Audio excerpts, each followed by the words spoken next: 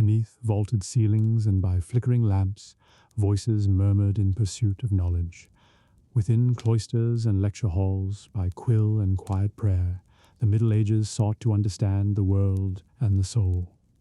Tonight we follow their wisdom through study, silence, and the turning of ancient pages. At the bend of a narrow street, where the shoemaker's shop gives way to a small garden of herbs, stands the town schoolroom. Its walls are half timber and half stone, patched and mended by many hands. A slate roof leans slightly under the weight of years, and over the doorway hangs a modest bell whose voice is clear, though small.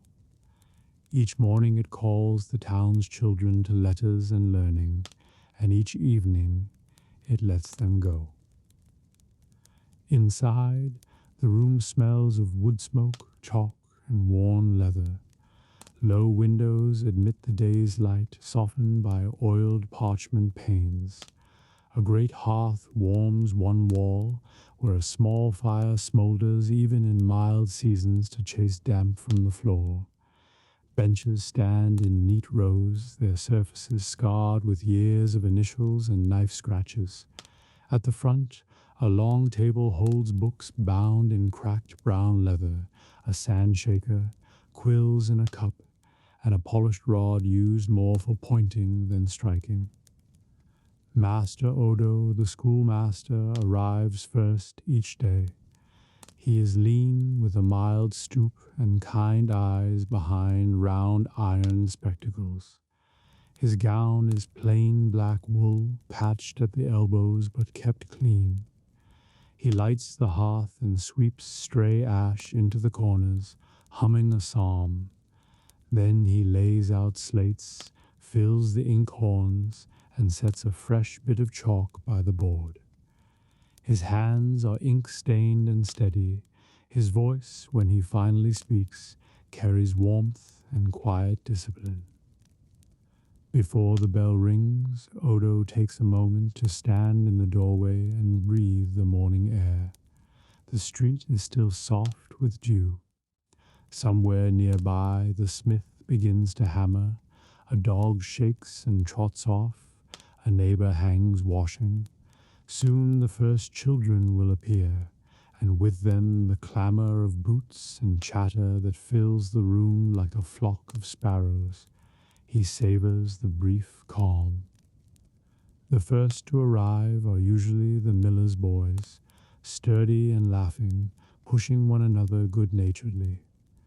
They doff their caps to the master, who nods gravely but smiles as they pass. Next comes shy little Alice with her slate hugged to her chest, and after her a pair of brothers from the weaver's row, still rubbing sleep from their eyes. One by one they gather, until the benches are near full, and the air hums with whispers. When the bell rings, Odo closes the door and stands before the class. The chatter ebbs under his calm gaze. They begin, as always, with a prayer and a short psalm sung in voices half sweet, half uncertain. The sound rises to the rafters and seems to warm the very walls. Then the day's work begins. Letters first, then numbers, then a little Latin for the older ones who might go on to trade or to the church. He writes the alphabet on the board with chalk, each stroke slow and deliberate, A, B, C. The younger children trace the letters on their slates, tongues poking from corners of their mouths. He moves among them, adjusting a grip here, smoothing a crooked line there, praising effort more than perfection. Steady, he murmurs. Let the letter breathe. Alice glows when he nods at her, careful A. For numbers, Odo uses smooth stones kept in a small cloth bag. He pours them onto a low table and shows how to add and take away, his hands gentle but sure. The older children help the younger, arranging stones in neat rows. There is quiet concentration, broken only by the soft clack of pebbles and the scratch of slate. When a sum proves tricky, he crouches beside the child and works it through patiently, never shaming, only guiding. Mid-morning brings a short respite. Odo opens the door to let in air and light. Children run into the small yard behind the school, where a plum tree stands bare this season, but promises fruit come summer.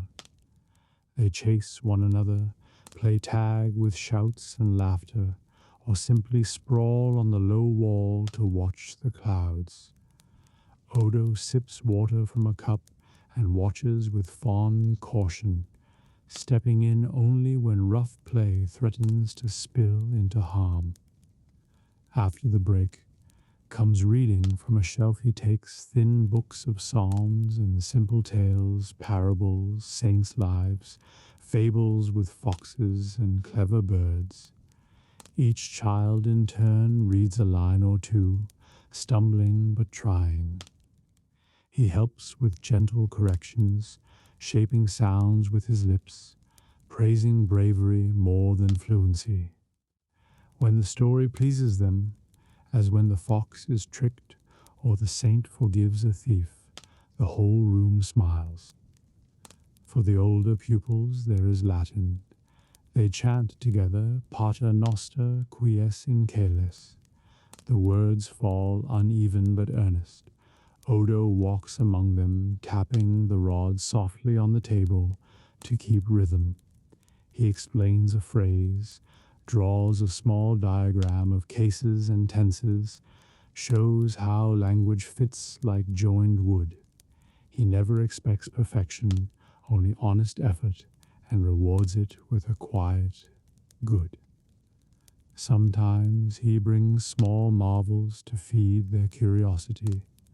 A dried seed pod that rattles like dice, a scrap of bright cloth from a distant port, a bird's feather that gleams green-black in sun. He lets them pass it hand to hand, asks what they see, listens to their guesses. The room brightens with wonder.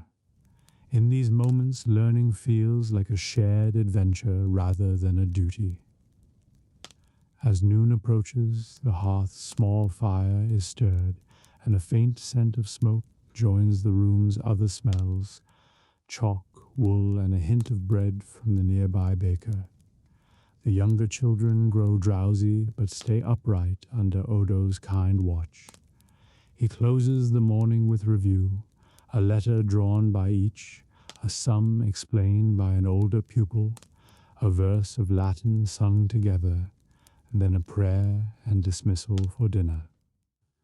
The afternoon session is quieter, smaller. Only those whose parents can spare them return, apprentices on light duty, merchants' sons and daughters, a few quick-minded farm children. Here Odo teaches deeper reading, the art of writing with quill and ink, and simple reckonings useful for trade. The room fills with the faint scratch of quills on parchment and the careful shake of sand to dry ink. He moves among them, correcting, encouraging, and showing how to mend a broken nib. One boy, Tomas, struggles with letters but loves numbers. Odo gives him extra sums and shows him how to mark a ledger line, how to tally goods with care. Tomas's face lights with understanding. His hand grows steadier. A girl named Isan writes a fine, straight script already. Odo praises her and suggests she might one day copy books for the guild or scribe deeds for merchants. Such hopes are lanterns. He lights them when he can. Sometimes the afternoon brings townsfolk seeking help with letters. A weaver comes with a crumpled note from a merchant and asks its meaning. Odo reads and explains with gentle clarity. A soldier wants a message written home. Odo drafts it neatly, letting the man choose each word before sealing it with a simple mark. The children watch and learn that letters serve real lives, not only school. Outside the windows, the town flows on. Distant hammering, carts creaking, bells telling the hours. Now and then the candlemaker's apprentice peers in shyly before darting away. Swallows swoop under the eaves. Odo keeps the room a calm island amid all this, his voice and the quiet industry of pupils forming a steady rhythm. As dusk nears, parents arrive to collect the youngest. Boots scuff, doors open and shut, thanks are murmured. Odo smiles and returns books to their shelf, blows dust from the board and empties slates into a bucket of water for tomorrow's clean start. Those who linger for extra practice stay by choice. He never forces. The last lessons often feel like secrets shared, and the room grows gentle with low voices and lamplight. When the final child departs, Odo tidies the benches and sweeps the floor, humming again. He checks the inkhorns, sets the chalk safe from damp, and closes the shutters one by one. The hearth is banked to embers. In the quiet after the day's noise, the room feels full yet peaceful, holding the echo of learning like the warmth of a just emptied pot. He stands a moment in the doorway before locking it, watching the street settle into evening. The baker's boy runs past with a loaf for supper. The cobbler hangs his sign. Somewhere a bell tolls curfew. Odo breathes the cool air and smiles faintly. He is no rich man, no priest of high standing, but he has given the town's children a little more light for their lives. Then he lifts his satchel, heavy with books and slates, and walks home through lanes scented with supper and wood smoke. Behind him the schoolroom rests, benches empty but ready, chalk waiting for tomorrow's letters, hearth waiting for tomorrow's warmth. Learning sleeps here tonight, gentle and steadfast, waiting to wake when the bell speaks and children's feet return. At the edge of a great abbey, beyond the cloister where monks walk in silent prayer, lies the Scriptorium. It is a grand hall, but a long, low room with tall, arched windows that drink the light.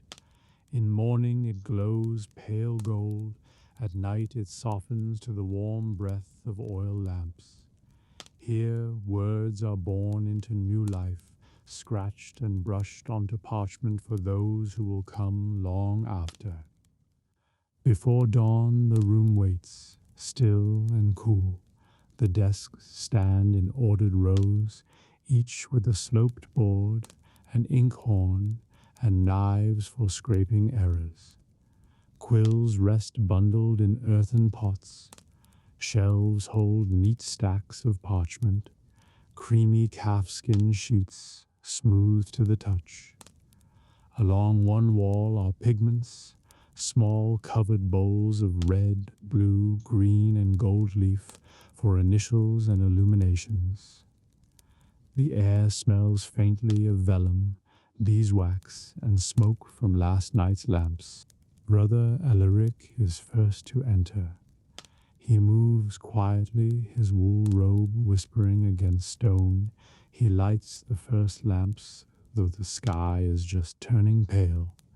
His hands are stained faintly with ink, keen when clean. His fingers know the weight of a quill better than a sword or plough. He opens the windows to the cool dawn air, then checks each desk, trimming quills, topping inkpots, setting out knives and pumice. Preparation is its own prayer. Soon others come.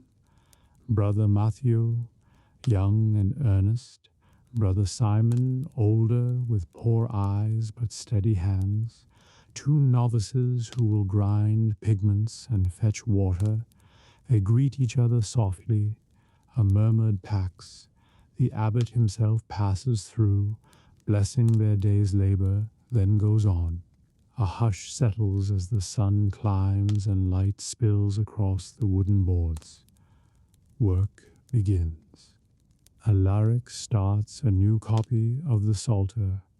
He rules faint red lines on the parchment with a sharp stylus, guiding each future word. Matthew works beside him on a treatise of Aristotle, imported from far lands and much desired by scholars. Simon illuminates a half-finished page with curling vines and birds, his brush so fine it trembles with each breath. The novices grind lapis into blue dust, stirring it into egg yolk to make paint of heaven's color. The only sounds are small and soothing, the soft rasp of quills, the faint swish of brushes, the occasional sigh of parchment being turned. Now and then a knife whispers as it scrapes away a tiny error, leaving the sheet smooth again. Birds sing faintly outside. Somewhere in the Abbey a bell rings the hour. Time here feels deep and unhurried. Light is precious. Desks are turned toward the tall windows and monks shift with the sun. On cloudy days the room dims and more lamps are lit. Their smoke smells faintly of beeswax and oil. Still eyes strain. More than one brother wears a small lens of polished glass, holding it carefully to magnify tiny letters.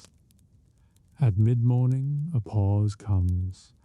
The novices bring bread and weak ale. Work stops for a few quiet bites.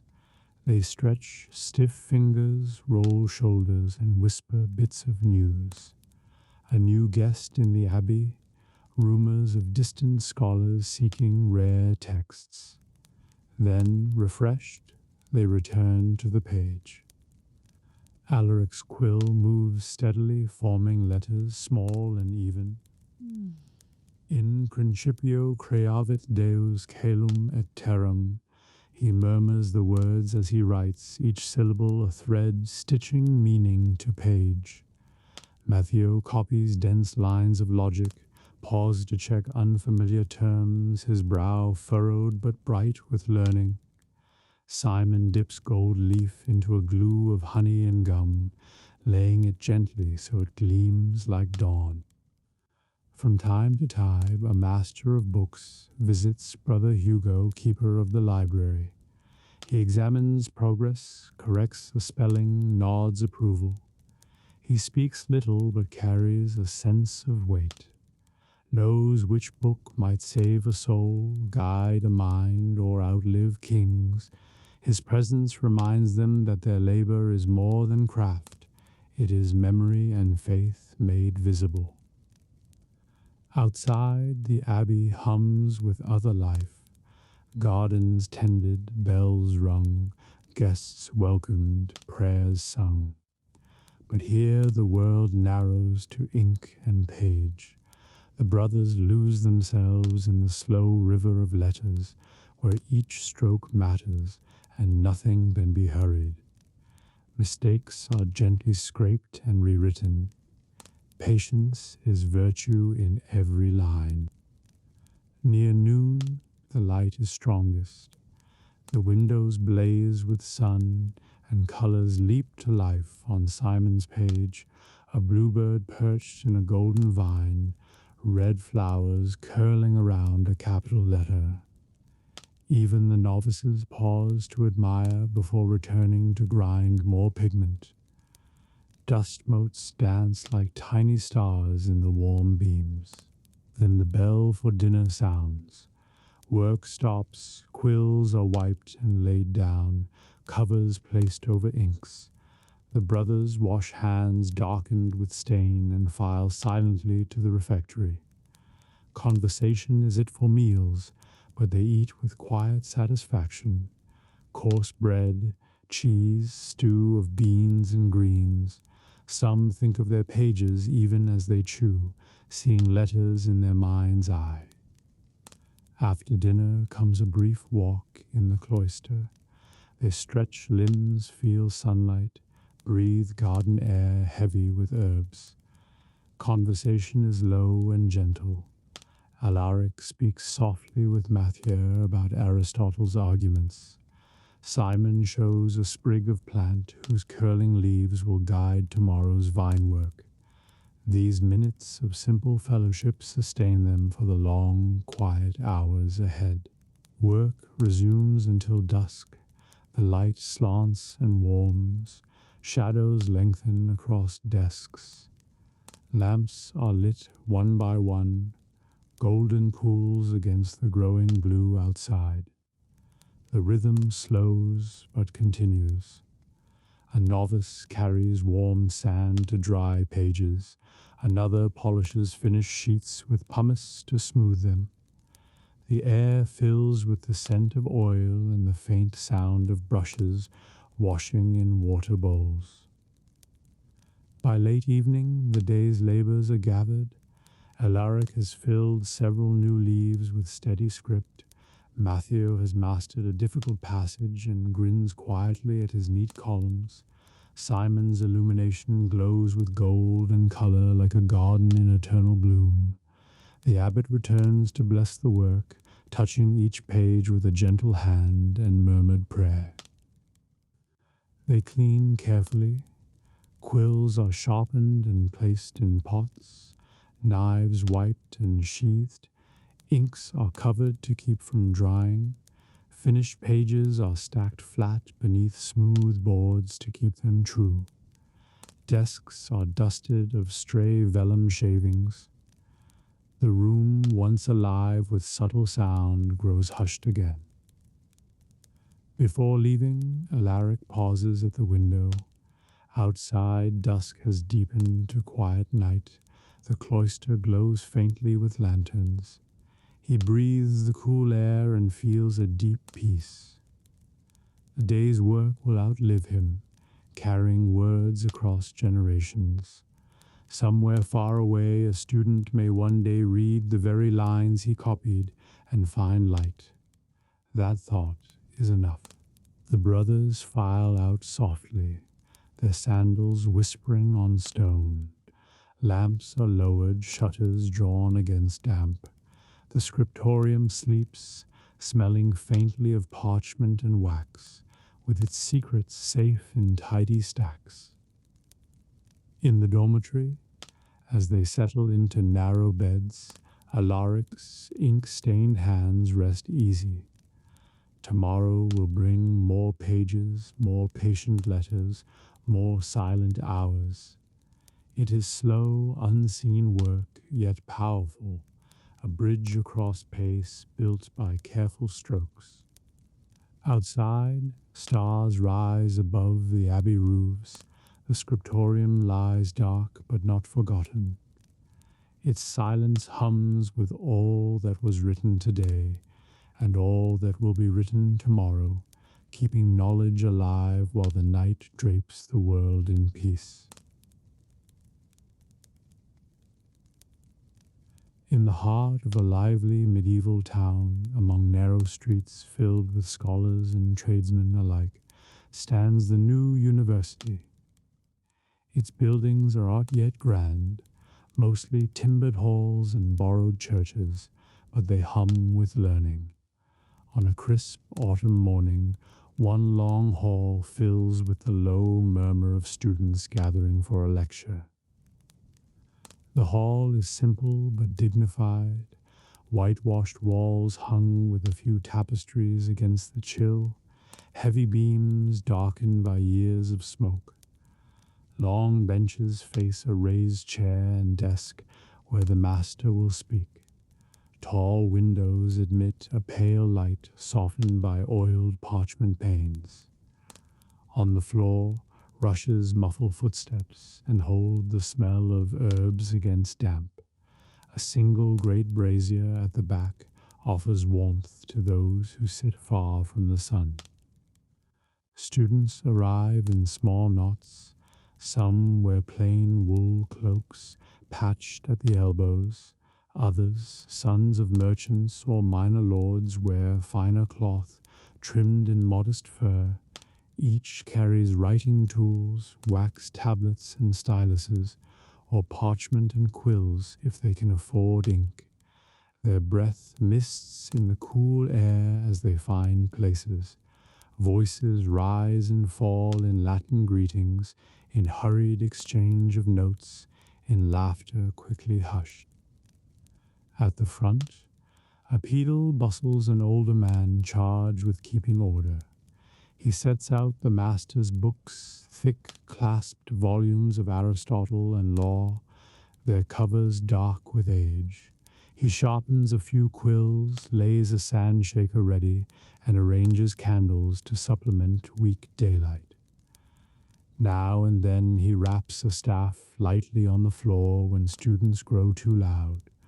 The noise subsides each time. Soon the master enters. Magister Bernard is a tall, spare man with keen eyes behind round spectacles.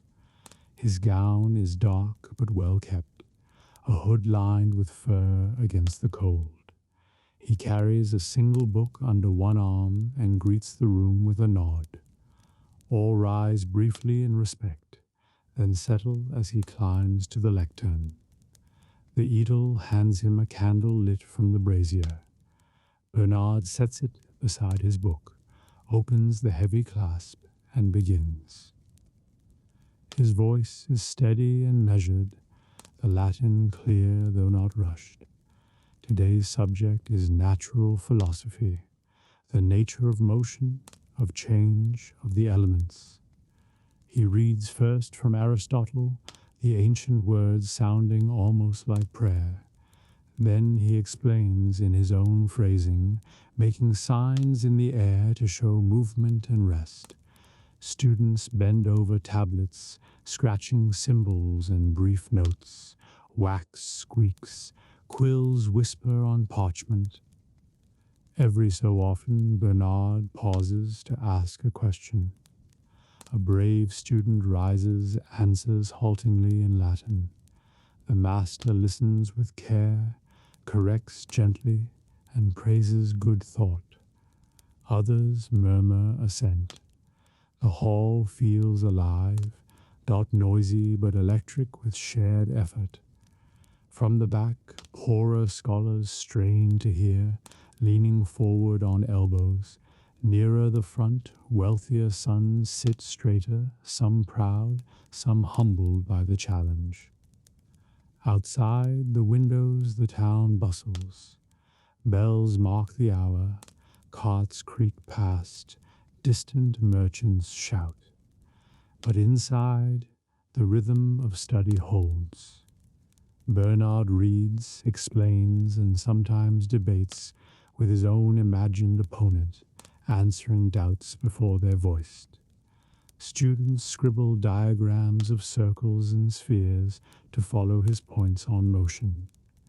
The scent of ink and wax mingles with cold autumn air. Mid-morning brings a brief pause. The Heedle passes among the benches with a jug of watered wine. Students sip, stretch, whisper. Bernard closes his book to rest his eyes. Two boys argue softly over a point, tracing lines on the wax to show meaning. A girl from Lombardy, one of the few here, sits apart but listens keenly, already ready with a question for when the master resumes. The second half of the lecture dives deeper. Bernard speaks of the heavens, of spheres turning beyond sight, of how change touches earth, but the stars move eternal. He quotes scripture where it touches learning, weaving faith and reason as the university strives to do. Some students nod, others frown in thought. It's simple, but it stirs minds awake. When the hour bell from the nearby church tolls, the lecture closes. Bernard snaps the great book shut, blesses the room with a quiet phrase, and departs with the beetle trailing. For a moment the hall hums with release. Students stretch cramped legs, compare notes, and cluster in talk. A few linger at the lectern to ask questions, and Bernard answers kindly, though briefly, before heading to his next duty. Outside, the courtyard comes alive with departing scholars.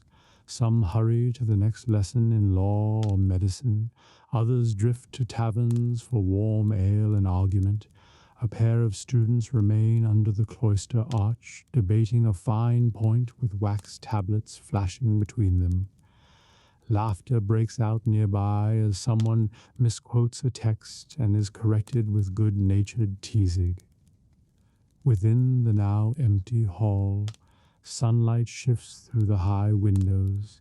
Abandoned rushes lie scattered where feet dragged.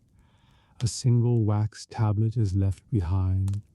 The beetle will find it later and set it aside. Quiet settles again, broken only by the occasional crack of the brazier, yet the air still seems charged with the learning just shared, as if the words hang invisible in the beams. At midday, a different class may gather here. Young clerics for theology, apprentices in civil law, students in the healing arts. Each fills the space with its own questions, its own kind of silence and wonder. The hall belongs to no single study, but to the idea of learning itself. For the young scholars, life is easy. They sleep in crowded lodgings, live on simple bread and broth, and heat wax tablets by their own breath to smooth mistakes. But here, for a few hours each day, they feel the wideness of the world. Books speak across centuries. A master's voice lifts thought beyond the town's walls. Minds stretch and grow. As dusk falls later, the hall will glow with candlelight for disputations, formal debates where students challenge and defend, learning to think with sharpness and grace. But that is another scene, another chapter. For now, the morning's quiet lecture has done its work, seeds planted in listening hearts, ready to grow into questions and new wisdom. Night will find the hall dark, but today's words will live on in the notes carried back to cold rooms, whispered over bread and ale, and remembered when these students themselves become teachers. The road of learning is long, but here, on worn benches and under slow-burning candles, it begins. In a narrow lane not far from the university's main square, a crooked timber house leans gently over the street.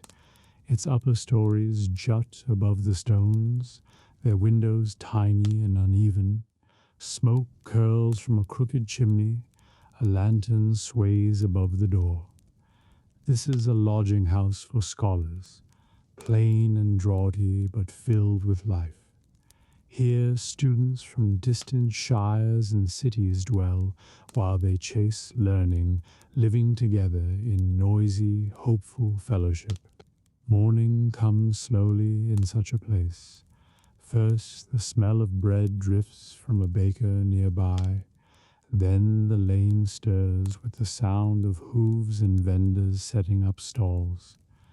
Inside, the house creaks as students shift in straw pallets or narrow cots. Some mutter half-dreamed Latin phrases, others groan at the cold. The stairs creak as someone steals down early to warm a mug of beer at the kitchen hearth.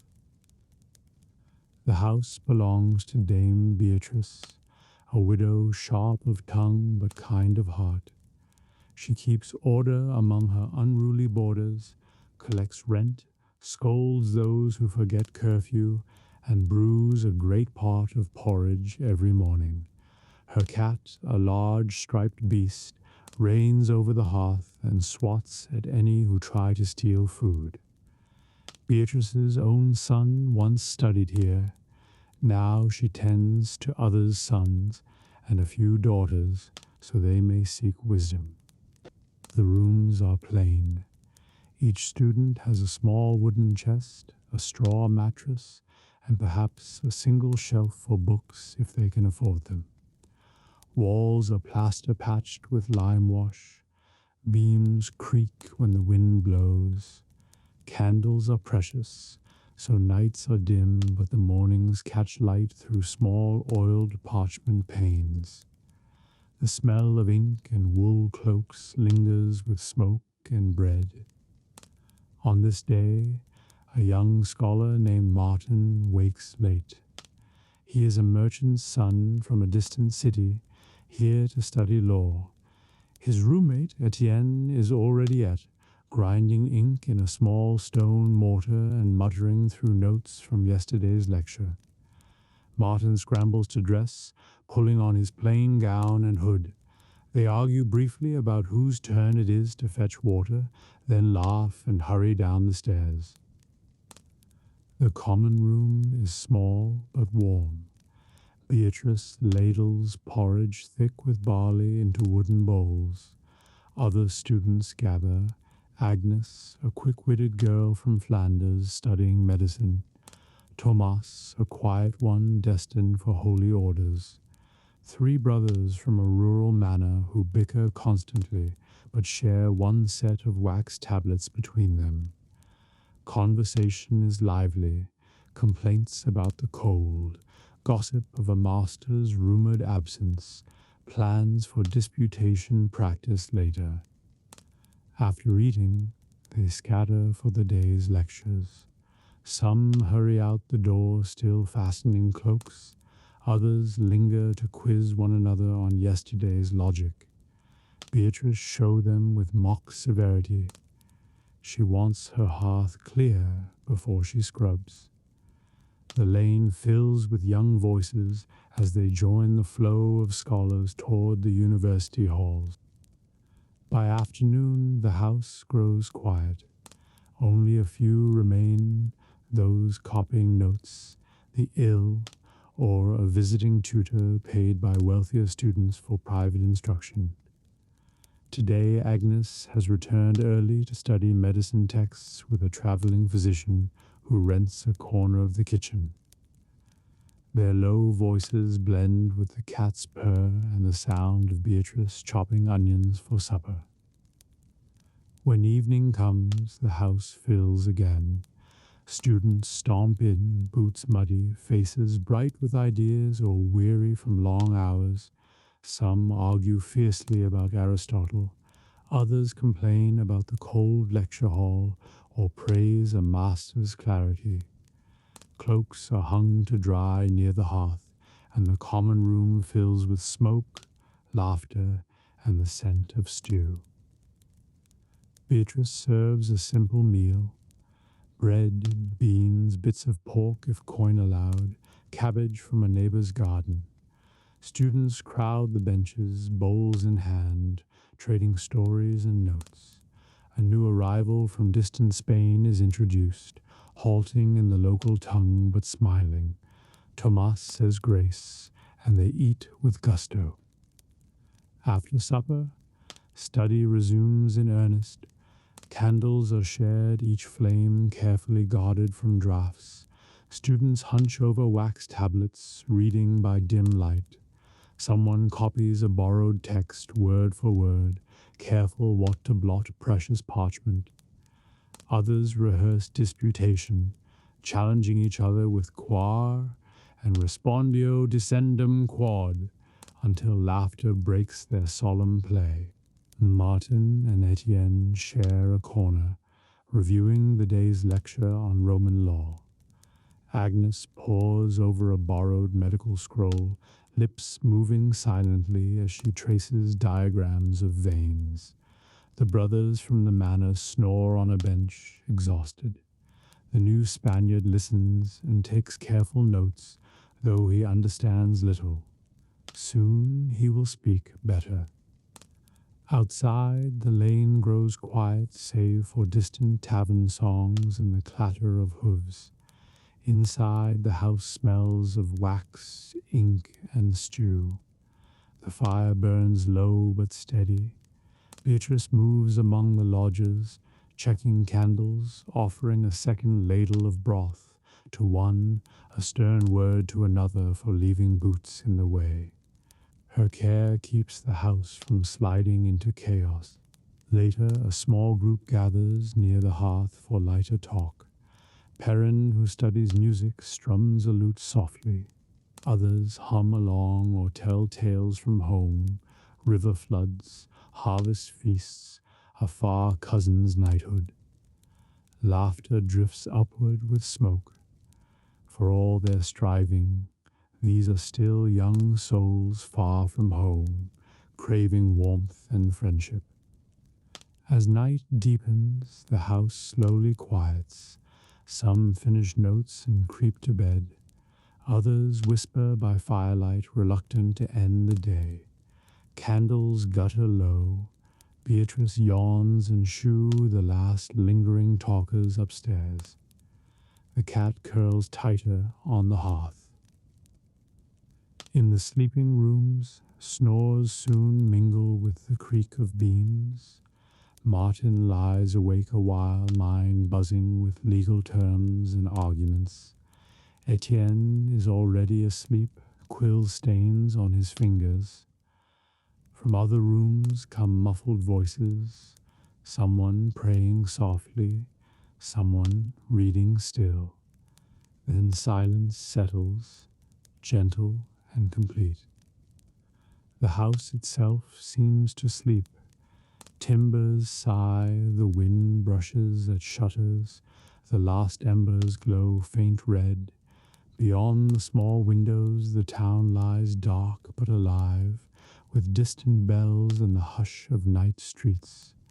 Tomorrow will bring new lessons, new debates, and more hard bread and porridge. Yet for now there is rest, a fragile but real peace after a day of striving. Here, in crooked lodgings held together by Dame Beatrice's care and the shared hope of students, learning takes root. The rooms are plain, the meals simple, but dreams are large. To teach, to heal, to argue before kings, to read what few have read. Sleep gathers them all, readying them for the long climb of knowledge. When winter evenings draw early darkness over the university town, the disputation hall becomes a place of light and lively thought. The hall is large but plain, heavy timber roof, plastered walls white as chalk, a raised dais at one end where the masters sit. Benches line the floor for students and guests.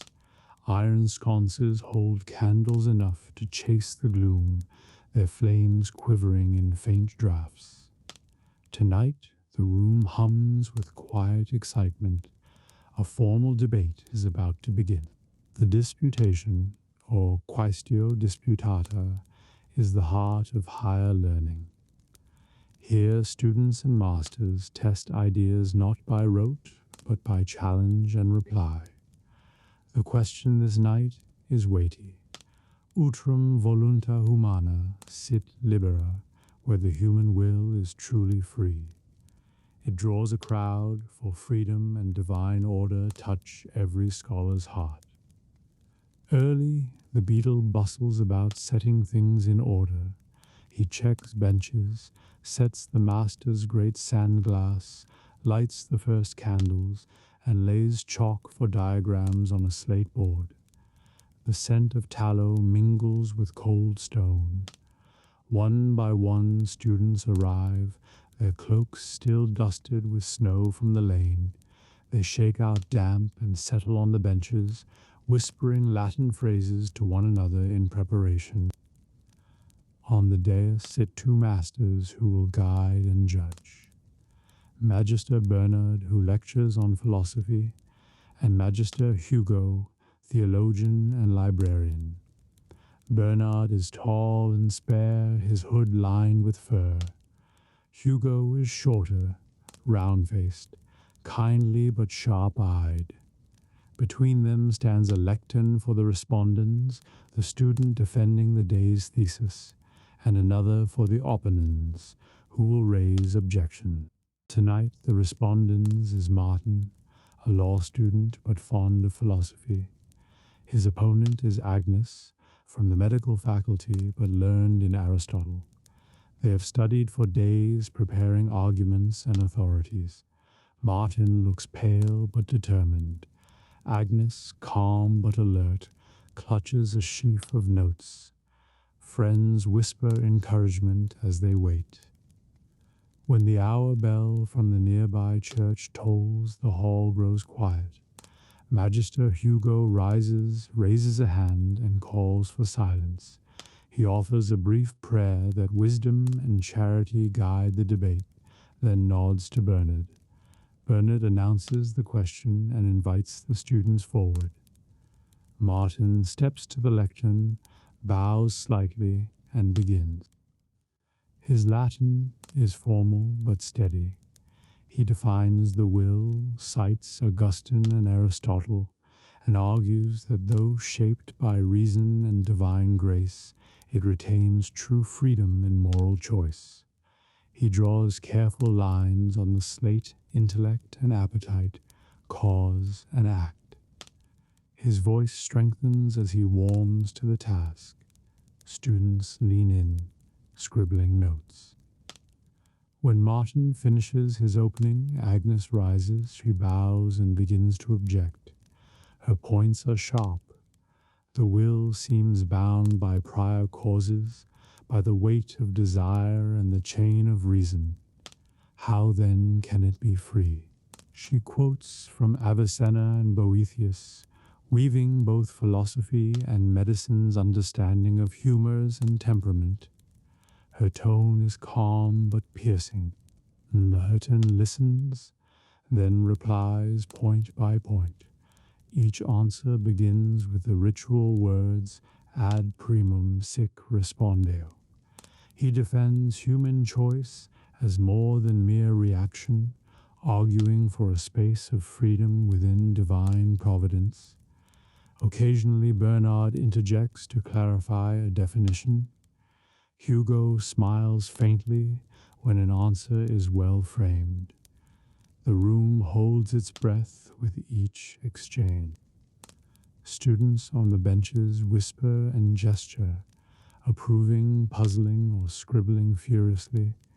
Some debate softly among themselves even as the main argument flows. At the back, a few townsfolk have slipped in, curious laypeople who enjoy the spectacle of minds at play. They may not follow every Latin term, but the rhythm of challenge and response is clear to all. After an hour, the debate reaches its heart. Agnes presses hard on the chain of causes. If every choice springs from prior desire and thought, how can it be truly free? Martin counters with the idea that reason itself can shape and redirect desire, that the soul can rise above impulse by understanding. He quotes Scripture and Aristotle with growing confidence. A small cheer escapes some friends before Bernard stills them with a glance. At last Bernard signals the close. Both students bow and step back. Hugo rises to comment. He praises the clarity of Martin's definitions and the precision of Agnes's objections. He notes where arguments might be sharpened and where charity must temper zeal. Then he declares the question not fully resolved, as it seldom is, but fruitfully explored. The hall breaks into gentle applause. No shouting, just warm respect. Students surge forward to congratulate the pair. Agnes smiles, flushed with effort. Martin exhales in relief. Friends clap shoulders, offer wine from a small flask, and argue anew over who truly had the better case. Bernard and Hugo confer quietly, pleased to see young minds so alive. Gradually the crowd thins, candles gutter low, the beetle moves among benches, snuffing flames and sweeping rushes. The hall grows hushed again, its beams holding echoes of Latin disputation. Outside, snow falls softly on the cobbles. Martin and Agnes walk together beneath hoods, still talking quietly about causes and freedom, now as companions rather than opponents. Back in their lodgings, students will stay awake a little longer, reliving the arguments, testing them on one another, and copying fresh notes. The disputation will feed future lectures and future dreams. Tonight's exchange is a step on the long road to wisdom. The hall itself, empty now, stands as a quiet witness. Its walls have heard centuries of questions about God, nature, law, medicine, the stars. Candles will burn here again tomorrow, and more voices will rise to wrestle with truth. For now it sleeps in peaceful dark, holding the warmth of minds that dared to seek understanding. At the far edge of the university quarter stands the library, largest and most revered of the town's houses of learning. Its walls are thick stone, its windows tall and arched to catch every scrap of daylight. To approach it is to step from the busy streets of merchants and scholars into a hush that seems to breathe knowledge. The carved doors are heavy oak, bound with iron, their panels worked with vines and letters. Students passing through lower lanes glance but with quiet longing. Here are the treasures they hope one day to touch. Morning light strikes the library's roof first. Frost on its tiles glimmers pale gold. Within, the great hall is already stirring. Brother Hugo, master of books, unlocks the doors and moves through the aisles, lamp in hand. He checks shutters, trims wicks, and opens the tall windows to the crisp air. The smell is like no other.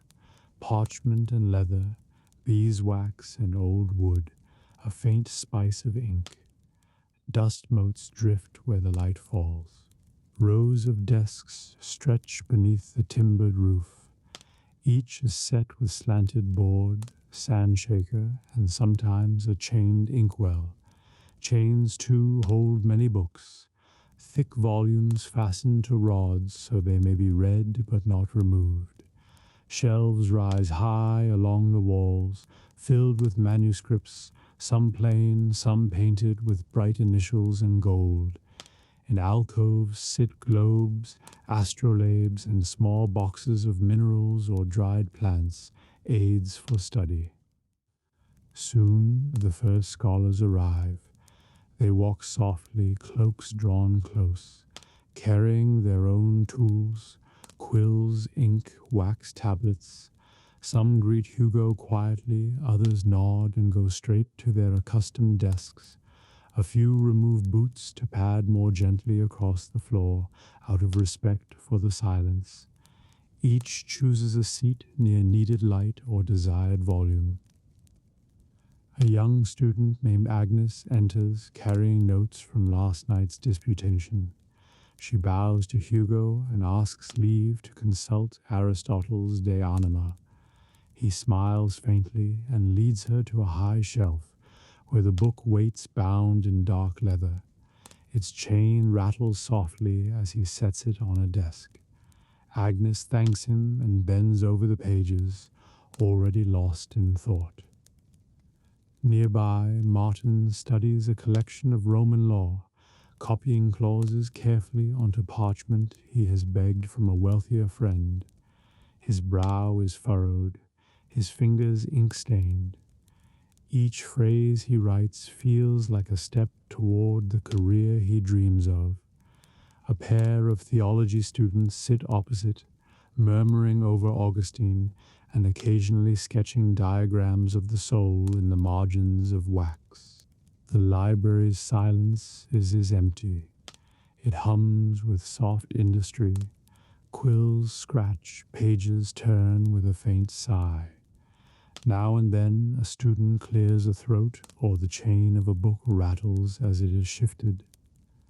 Light shifts across desks as the sun climbs, striking gold in illuminated initials.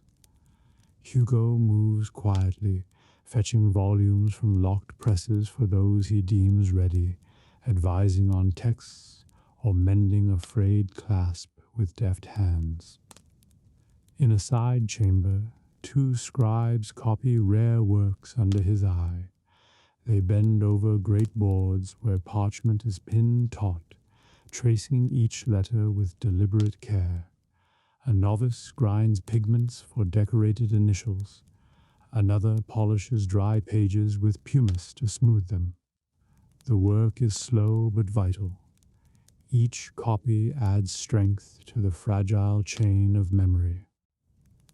Mid-morning brings a small ripple of sound as a visiting scholar arrives.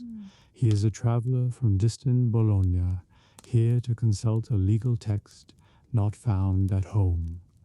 Hugo greets him warmly, checks his credentials, and leads him to the special chest where the codex lies wrapped in linen. Other students glance up with curiosity, then return to work. Strangers are not rare here, but always interesting. Sometimes a master comes to lecture among the shelves. Today, Magister Bernard enters with a cluster of students, leading them to the astronomy alcove. He shows them a great brass astrolabe, explains its use in charting stars and seasons, and directs them to Ptolemy's works chained nearby. His voice is low but carries. Soon a quiet discussion stirs among the group, punctuated by the soft clink of metal instruments. When noon bell rings from the nearby church, some scholars leave for dinner in the refectory or town taverns. Others stay, eating bread and cheese quietly at their desks. Food is allowed here only if neat and silent. Hugo patrols with a kindly but firm eye, keeping crumbs away from precious parchment. Afternoon light slants golden through high windows. Dust glows like drifting stars. The library fills again as students return from meals or other lectures. A sense of steady purpose settles. More reading, more careful notes, more slow wrestling with ancient thought. A medical student studies Gala's treatises on humors. A young cleric traces genealogy for a sermon. In a far corner, a poet drafts lines inspired by Ovid, hiding them under legal notes when footsteps approach. Occasionally, laughter bubbles softly when two friends share a sly comment or marvel at a strange diagram. But voices stay hushed. The library's calm is never broken. Its peace is as much part of learning as the books themselves. As evening nears, candles are lit one by one. Their light pools warm on the desks, turning parchment to gold. Outside, town bells call curfew, but the library remains open until the last glow of day fades. Students hurry to finish notes, copy final passages, or beg Hugo for just one more look at a guarded volume. He is stern but understanding, often granting a few extra minutes to the earnest. At last Hugo calls the close. He walks the aisles gently but firmly, asking scholars to put away tools, Quills are cleaned, wax smoothed, books returned and locked or left chained in place. Chains clink softly as volumes are lowered to their rests. Candles are snuffed, except for a few kept for Hugo's rounds. The scholars file out, some stretching cramped fingers, others still debating what they have read. Agnes leaves with a light in her eyes, Martin with more notes than parchment to hold them. They step back into the cool night, their minds heavy with thought, yet alive with new fire. When the doors close, the library exhales into silence. Hugo makes one last walk through the rows, touching spines, checking locks, whispering a small prayer for wisdom preserved.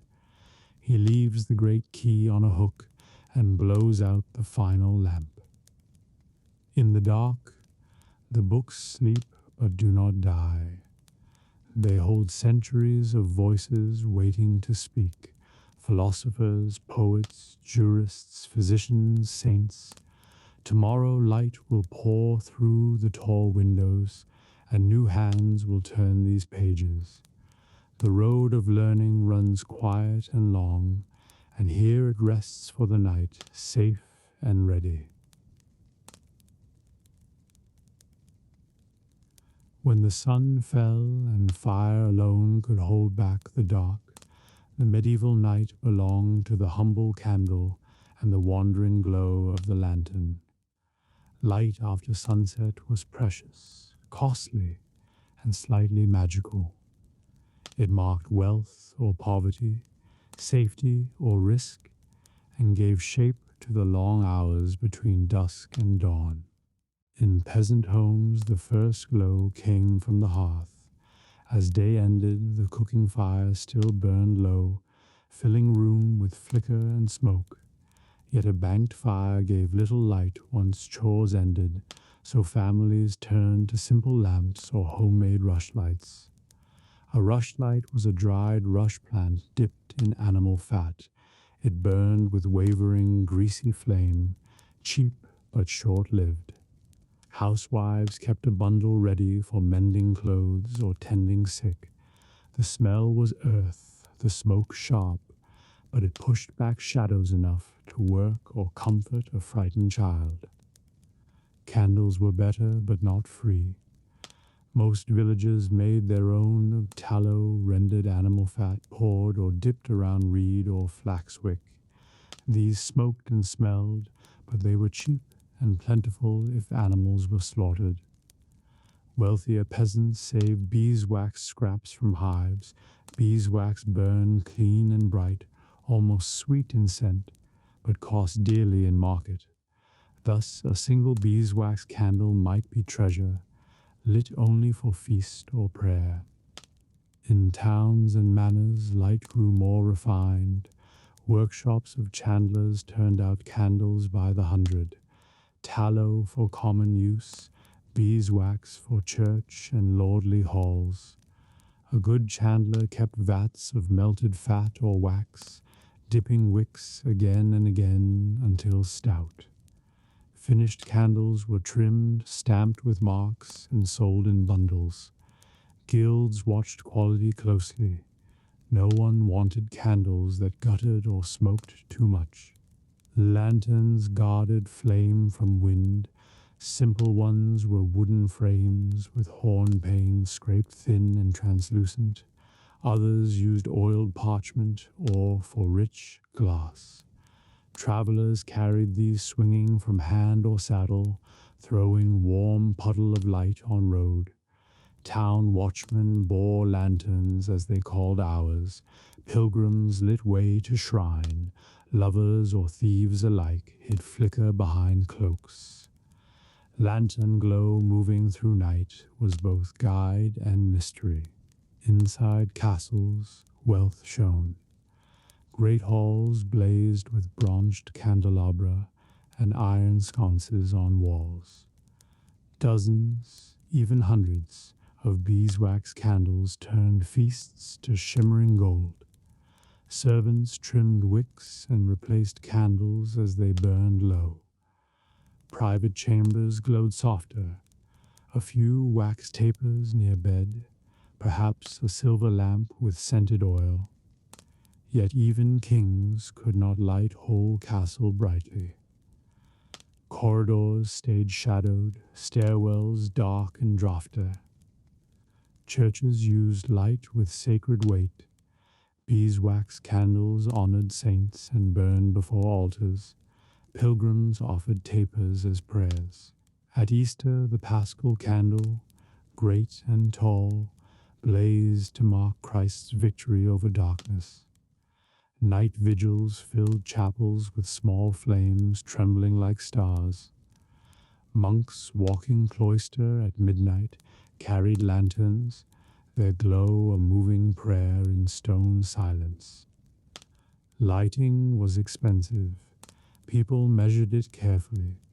Families quenched candles early to save, going to bed soon after dusk.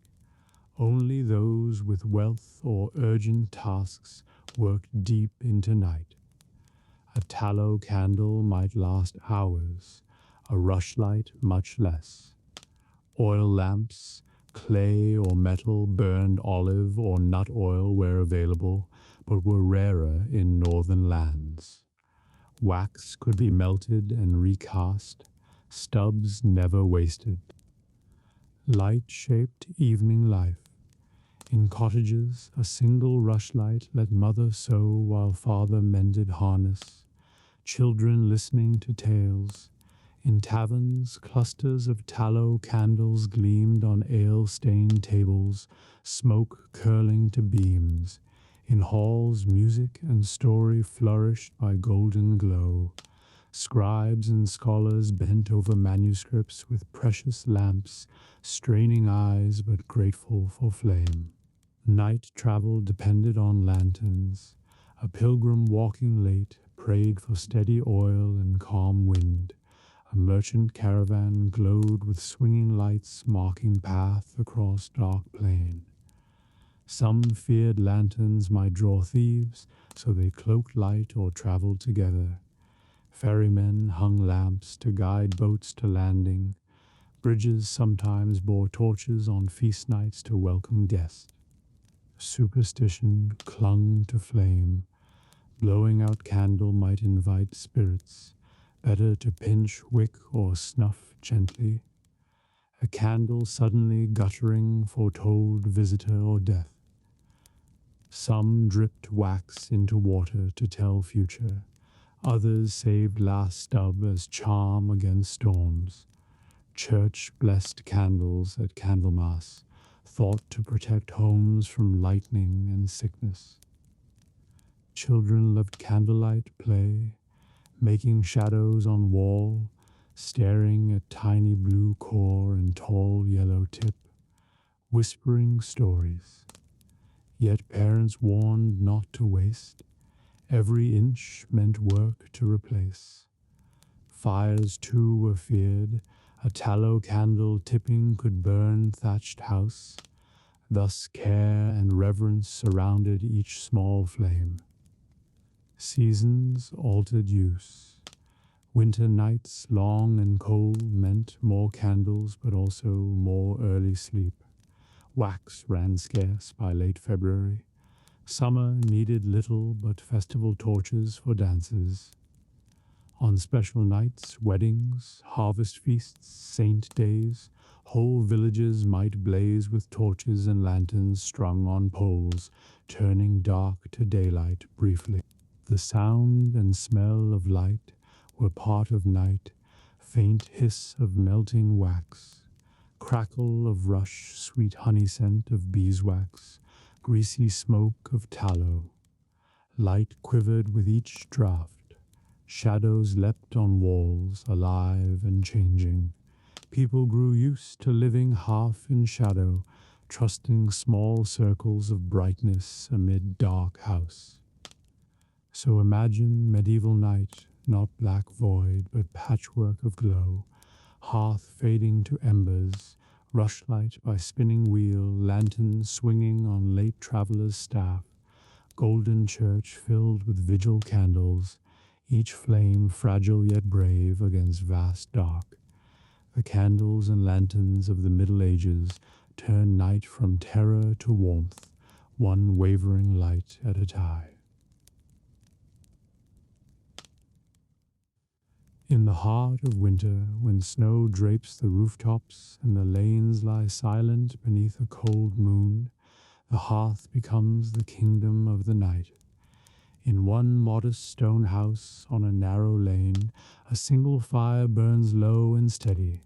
Its light flickers across beams blackened by years of smoke and warms the faces of those gathered close. Here, sleep is coaxed as gently as bread rising by embers.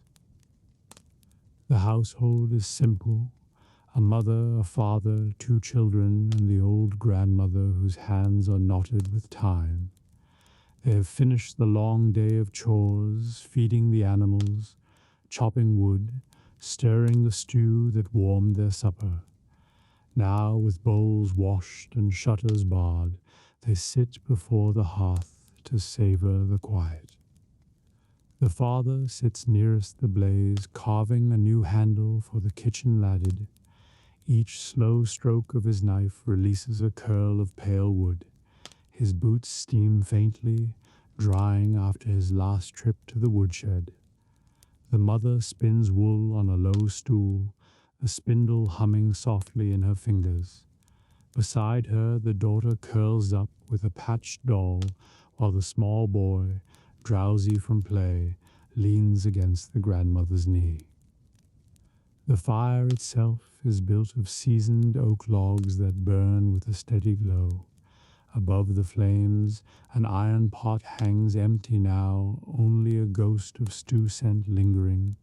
Sprigs of rosemary and thyme crackle when tossed in, perfuming the room with sharp green warmth.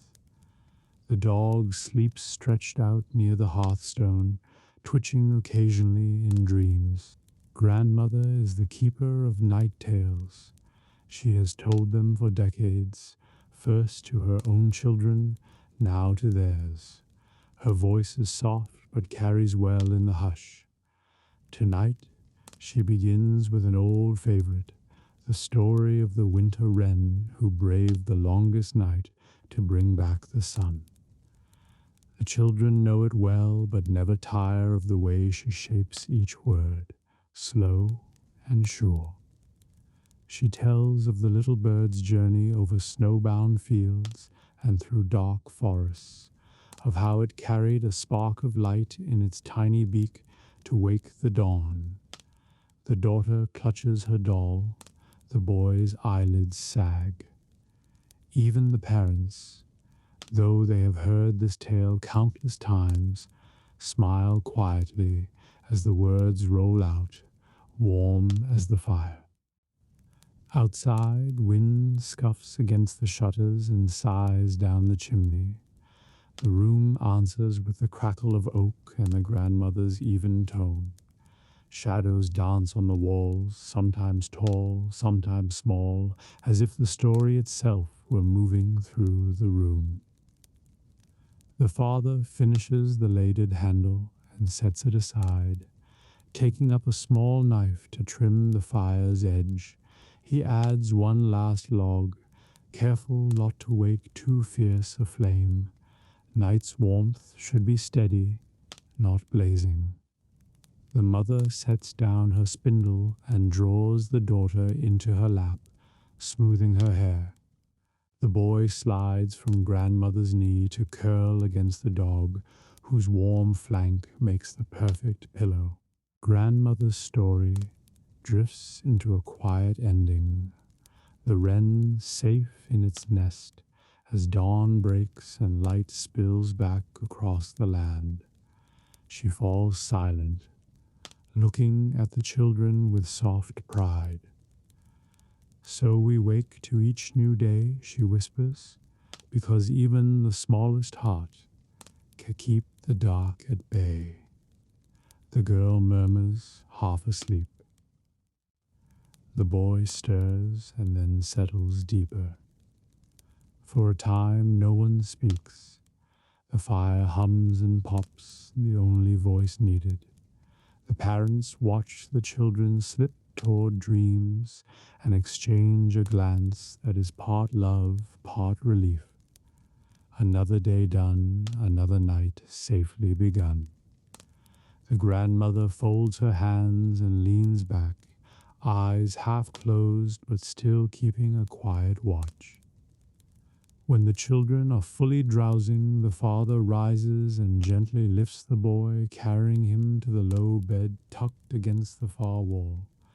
The mother takes the daughter's hand and leads her to join him, pulling up thick wool blankets, tucking them tight. The dog follows to curl at their feet, sighing once before surrendering to sleep. Back at the hearth, the adults linger a while longer. The father carves a little more at the ladle handle, smoothing its curves. The mother sips from a small cup of warm milk flavored with nutmeg. Grandmother dozes in her chair, but wakes when the wind rattles the shutters, murmuring a prayer before slipping back into slumber. These are the hours when the house feels most alive, though nearly silent. The walls hold the day's work and the night's calm. The hearth keeps its steady glow. The parents talk softly of plans, a trip to market if the snow holds, mending to finish, seed to save for spring. Their words are slow and practical, but underneath is a deep contentment. When at last yawns claim them, the father banks the fire. He rakes coals into a neat mound, covers them with ash, and places a small log atop so embers will last until morning. The light dims to a red glow that breathes in the dark. He sets the carving knife aside, cleans the shavings from the hearth, and checks the latch on the door.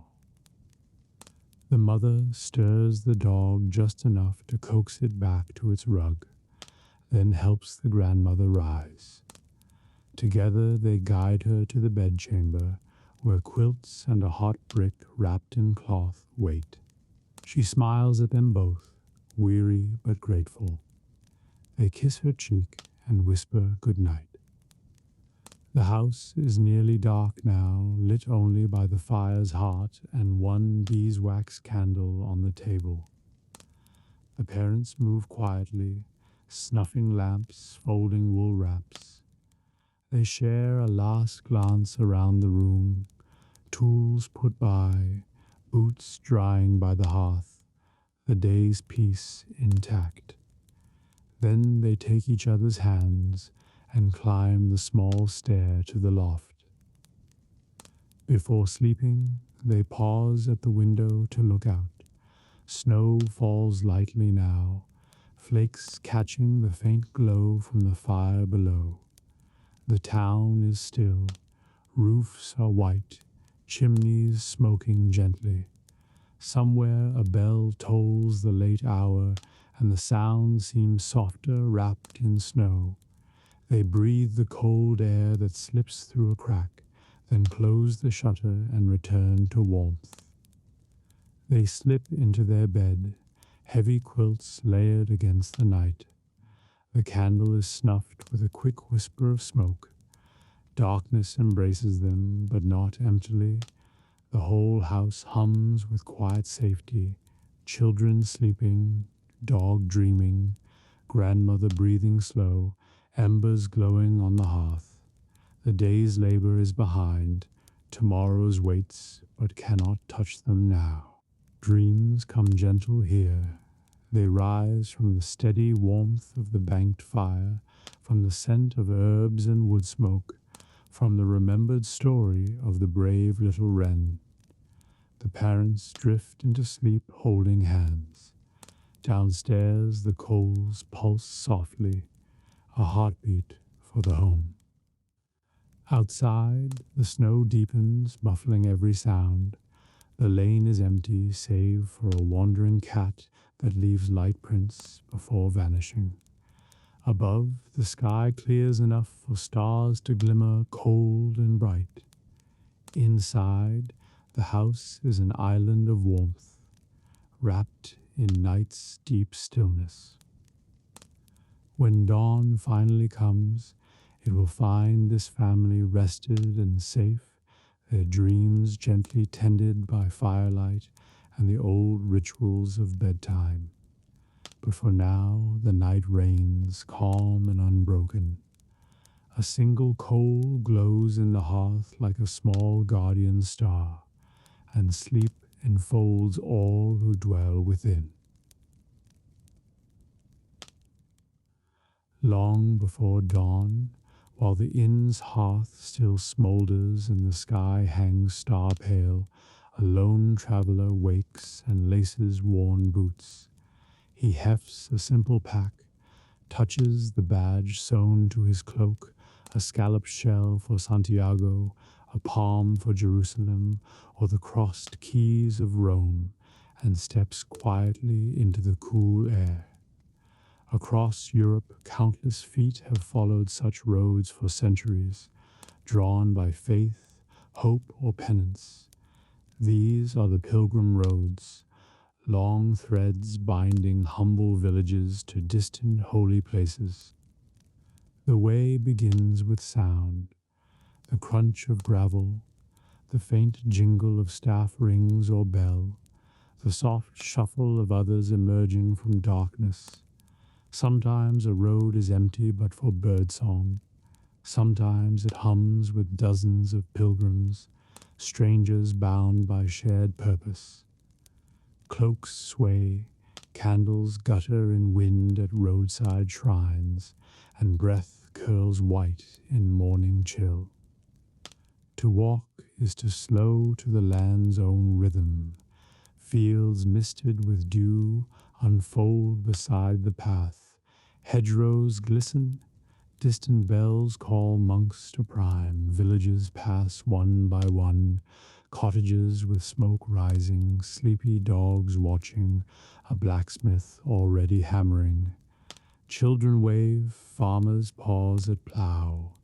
A pilgrim offers blessing or simply smiles, a small kindness on long way. Pilgrimage, is it only for kings and bishops? Peasants go in hope of healing or forgiveness. Merchants seek safe passage for trade. Widows and scholars alike join. Some walk barefoot as penance, some in sturdy boots. Some travel alone, others in groups. Languages mingle at wayside taverns, French, German, English, Italian. Badges on cloaks mark destinations. Little tin ampullae from Canterbury, shells from Compostela, keys for Rome. The road itself is shaped by pilgrims. Inns and hospices stand a day's walk apart, offering straw beds, broth, and safety from wolves or thieves. Monasteries maintain guest halls where weary travelers find soup and prayer. Bridges span rivers where once fords were dangerous. Wealthy donors build them to win heavenly merit. Waymarkers, stone crosses, carved saints show path and hearten the soul. Daily life on the road is simple. At dawn you rise, pack, and walk. Breakfast may be coarse bread dipped in broth or milk. Midday brings rest under tree or at small chapel, shoes off, feet cooled in stream.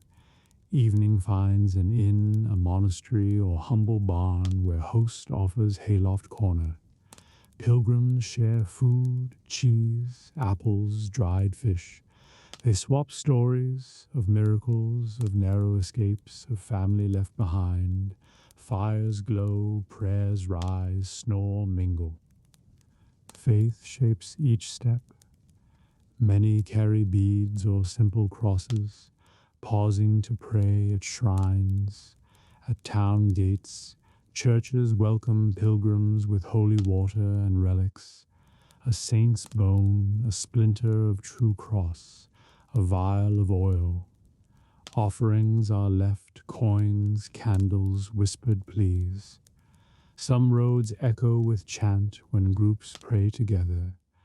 Others are silent but for staff on stone and murmured psalm. Yet the journey, is it without peril? Roads cross forests where bandits lurk, lonely moors where storms strike, mountains where snow closes passes, wolves prowl in harsh winters. Sickness spreads easily among crowded inns. Pilgrims often travel together for safety. Some hire guides through dangerous stretches. Tales abound of miracles, a saint's statue glowing to warn of thieves, a sudden clearing of fog, but also of tragedy when help comes too late. Markets springed up to serve travelers. In some towns, stalls sell scallop shells, ampullae, pilgrim staffs, candles, charms. Bakers offer cheap loaves, taverns brew thin ale, cobblers mend torn boots, barbers treat blisters or fever. A whole economy thrives where the road runs thick with seekers, children beg for alms, minstrels sing, merchants hawk relics of dubious worth.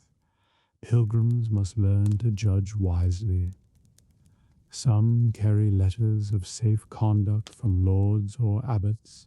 Some travel under protection of powerful guilds, yet most rely on hospitality, the medieval ethic that strangers on holy quests deserve help. A farmer may give apple, a widow bread, an abbey might open gates at dusk. Still, pride can bar doors. A poor pilgrim sometimes sleeps under stars.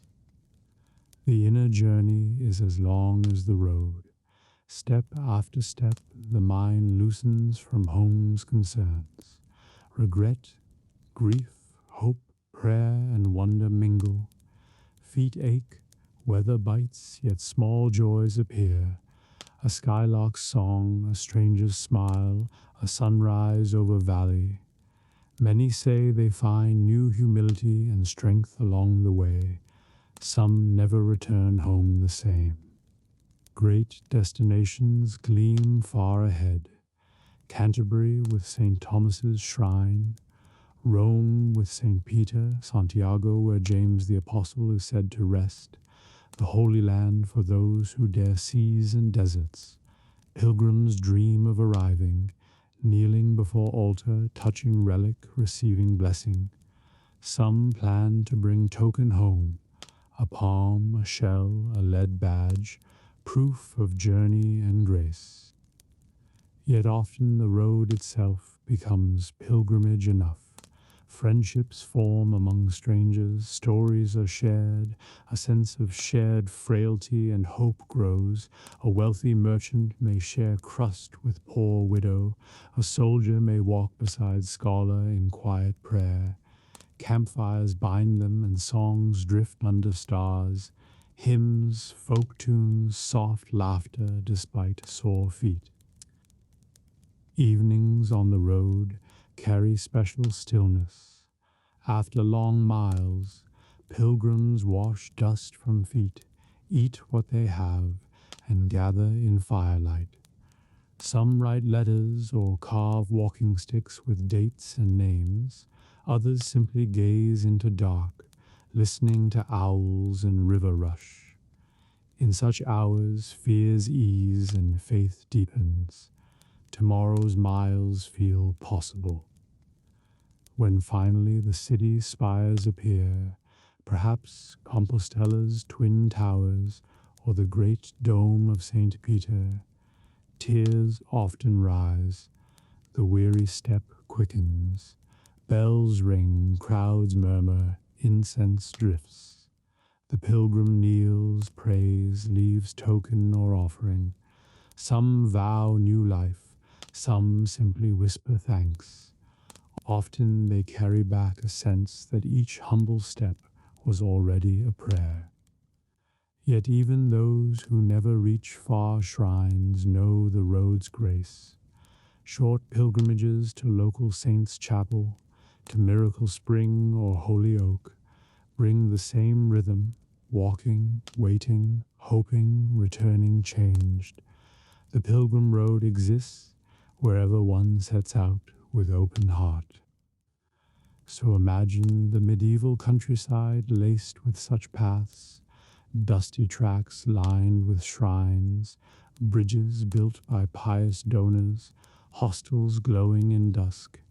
Imagine footsteps of countless souls, rich and poor, healthy and lame, joyful and sorrowful, all seeking mercy, healing, or wonder.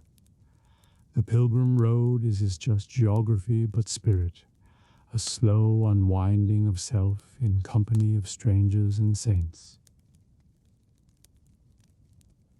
Mist clings to the fields when the first bell tolls, soft and slow, rolling over the hills like a breath of the earth itself.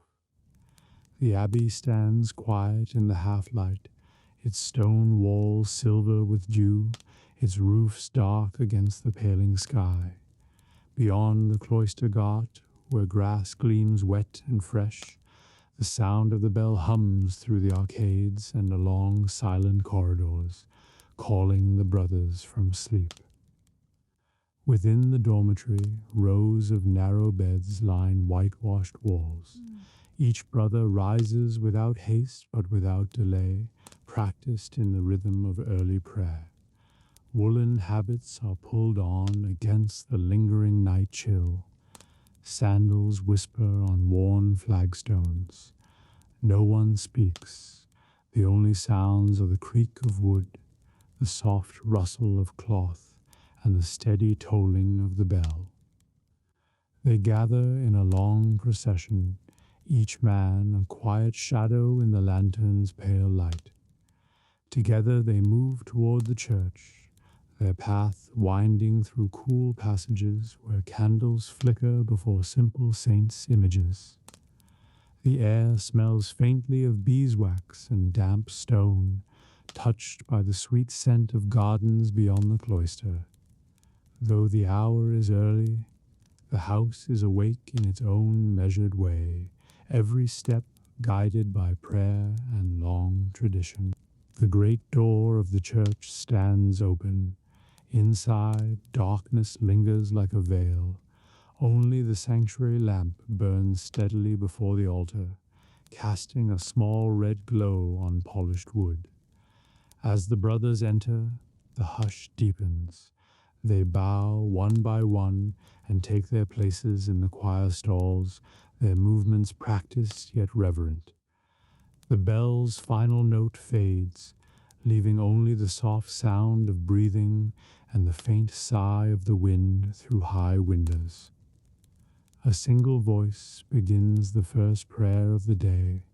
It rises gentle and unadorned, then others join until the room fills with low chant, neither hurried nor showy, but steady as tide against shore.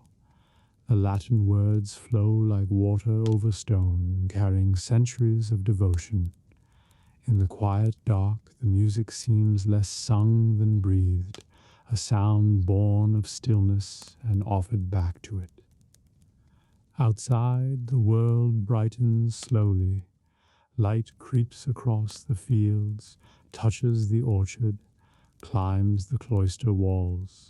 The church windows, still dark from within, begin to gather hints of dawn blue and pearl, then faint gold.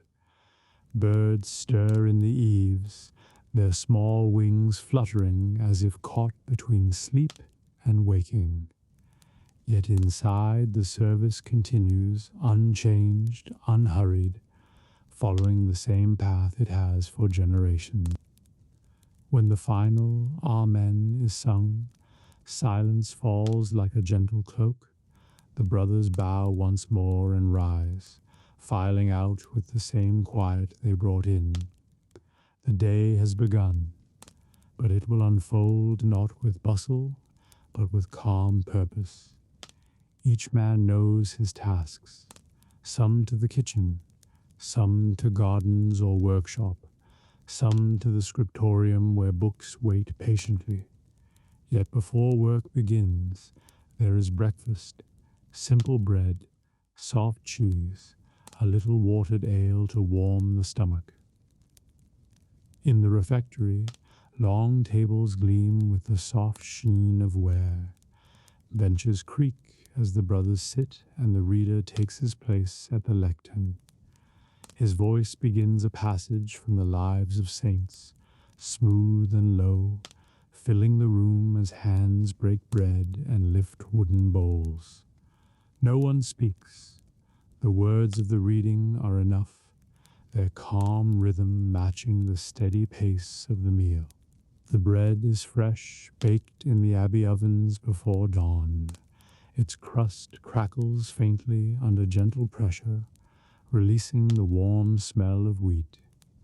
Cheese, pale and mild, rests in small wedges beside each plate.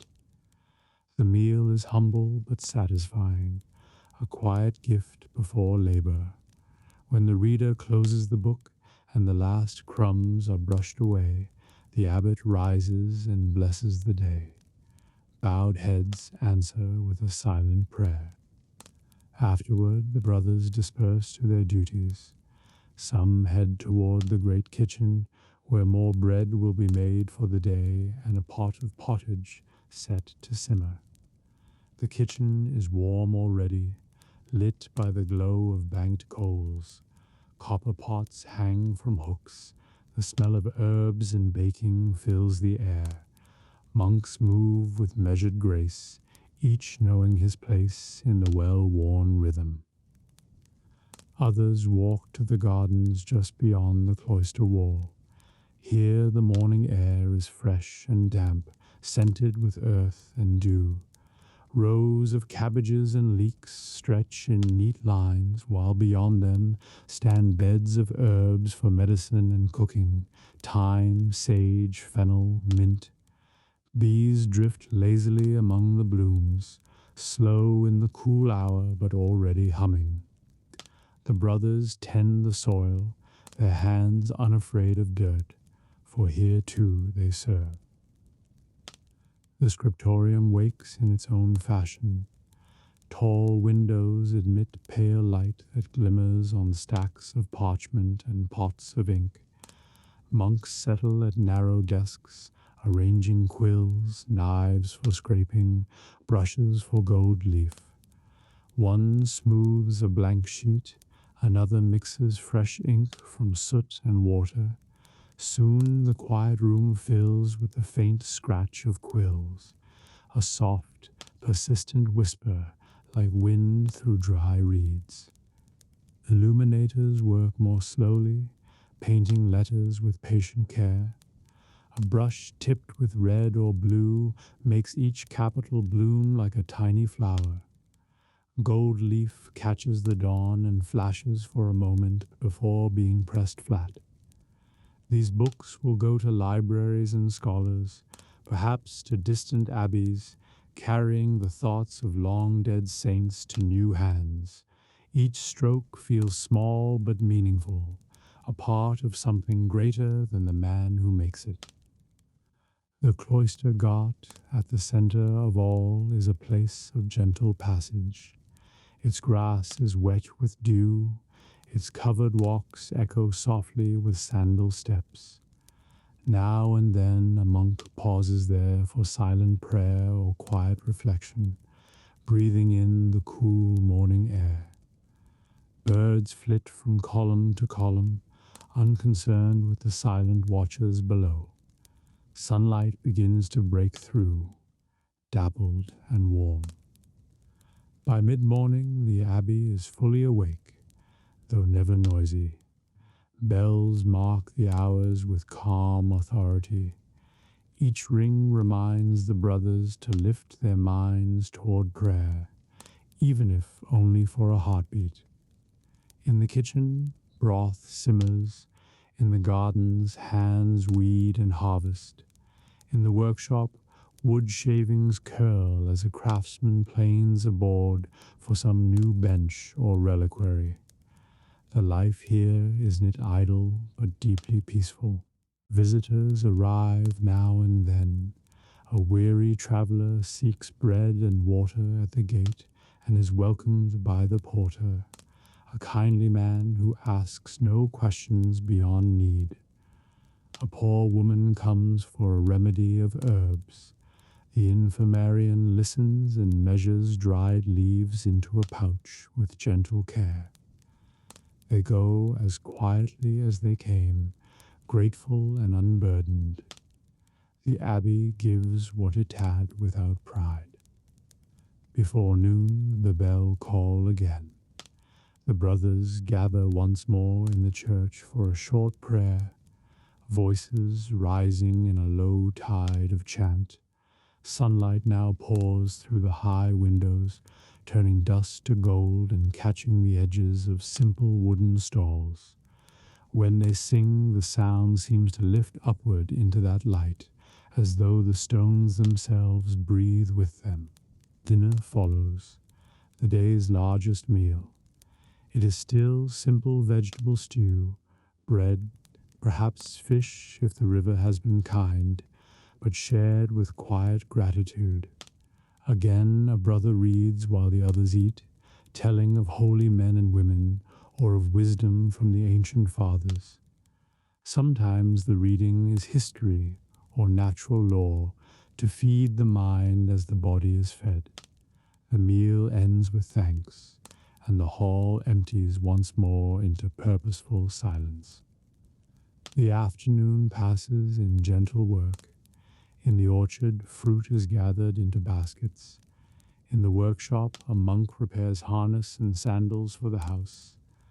Bees drone in the garden while herbs are cut and tied for drying. The scriptorium glows brighter now as light floods its tall windows. The brothers there labor steadily, their faces serene, their hands sure. Children from the nearby village may appear at the gate bringing eggs or grain as tithe. The porter greets them kindly, giving a blessing or a sweet word of encouragement. Sometimes he hands out a small loaf for the walk home. The Abbey is a refuge and a steady friend to those who live within its shadow.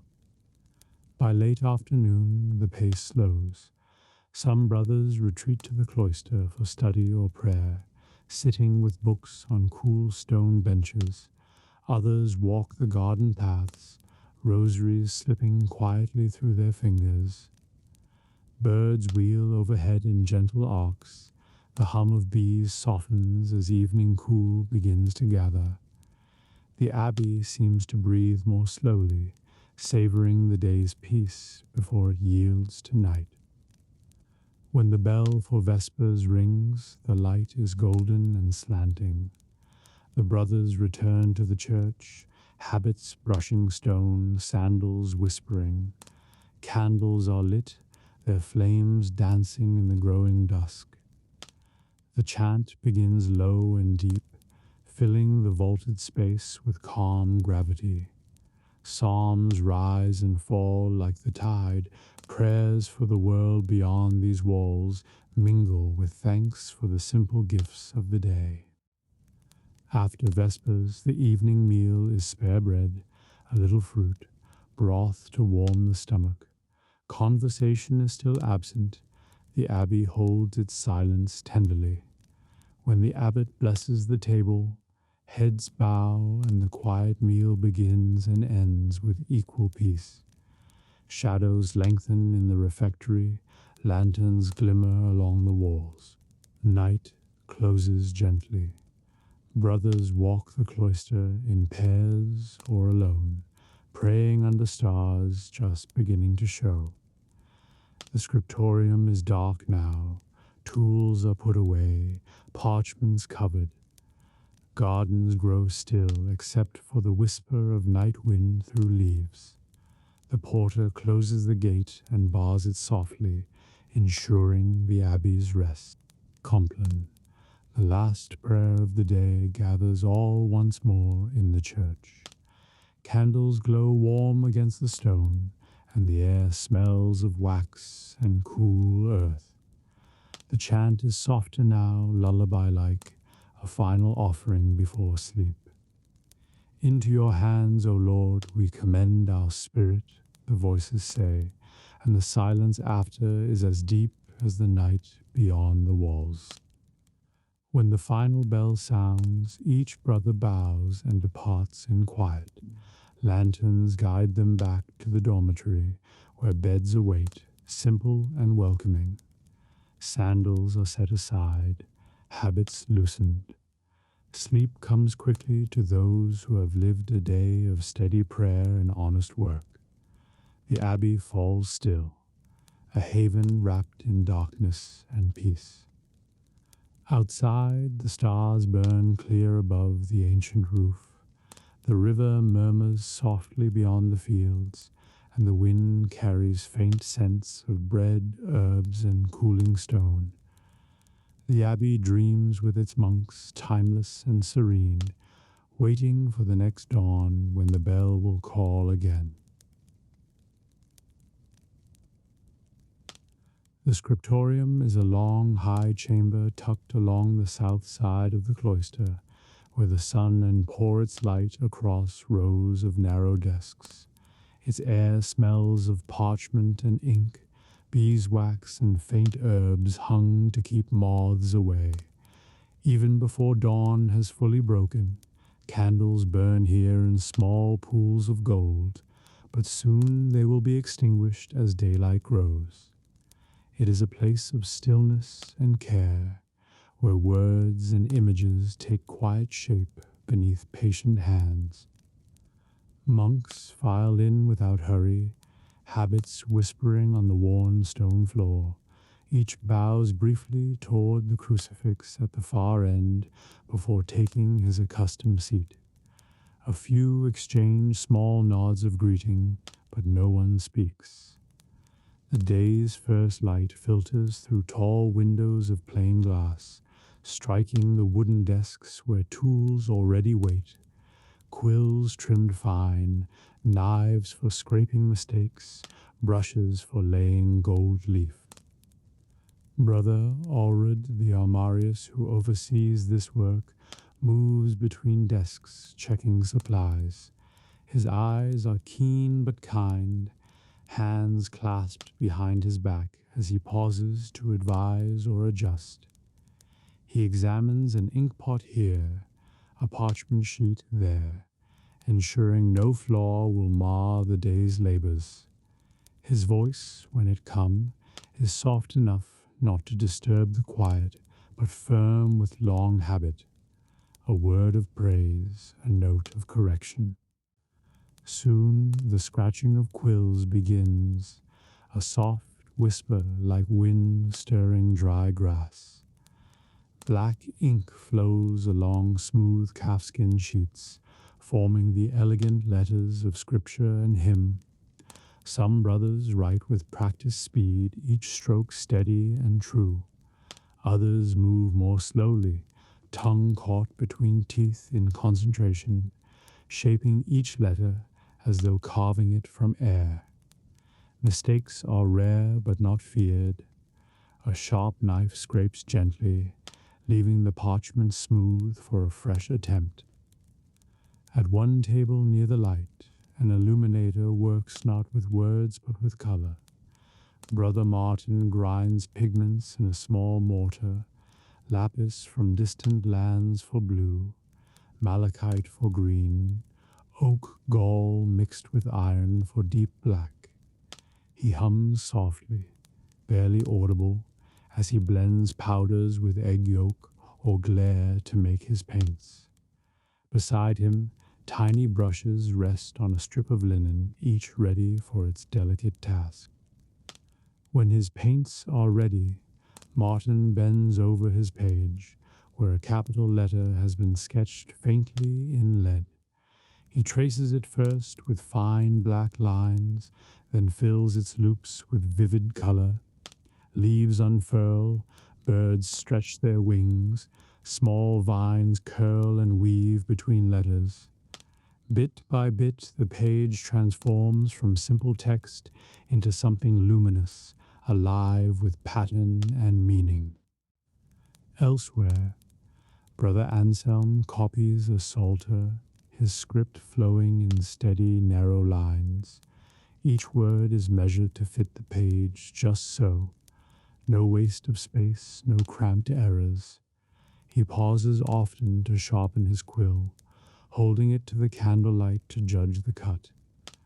When a letter pleases him, he nods faintly, though no one sees.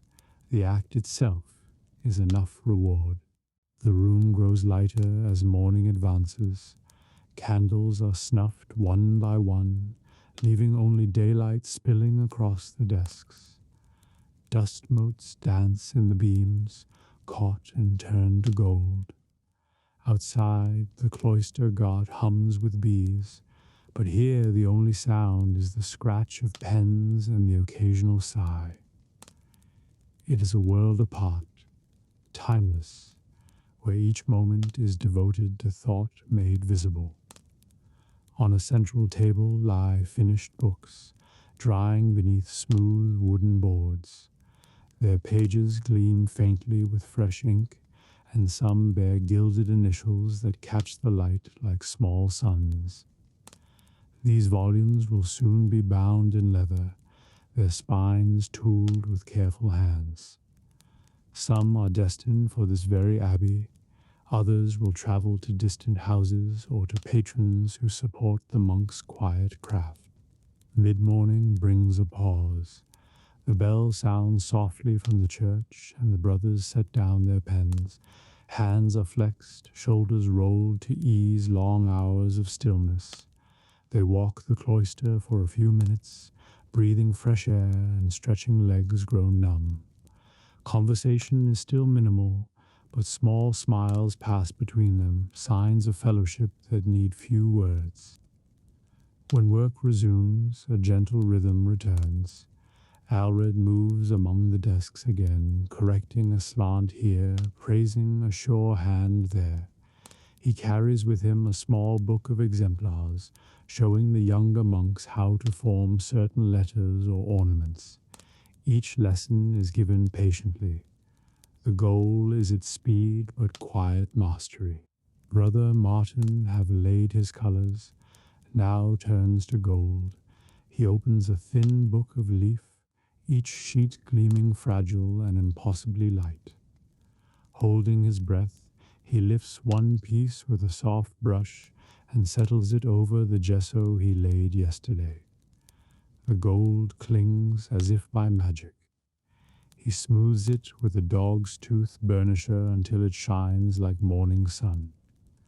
Around the room, a few brothers glance up, silently admiring the skill. A new visitor enters quietly, a lay brother carrying fresh sheets of parchment from the tanner. He bows slightly and leaves them on a side table. The smell of the treated skins mingles with ink and wax, rich and faintly sweet. Soon these too will bear words of prayer and learning, but for now they rest, pale and waiting. Outside the windows, the day grows warm. Sunlight brightens to silver on the glass, and the garden below stirs with life. Birds sing, bees drift, and a distant bell rings from a village far off. Yet inside, calm holds. The work goes on, one line, one flourish at a time, each a quiet offering of mind and hand. At noon the bell call all to prayer and dinner. Quills are cleaned and set aside. Ink pots are corked, pigments covered. The brothers wash their hands at a stone basin near the door, the cool water darkening their sleeves.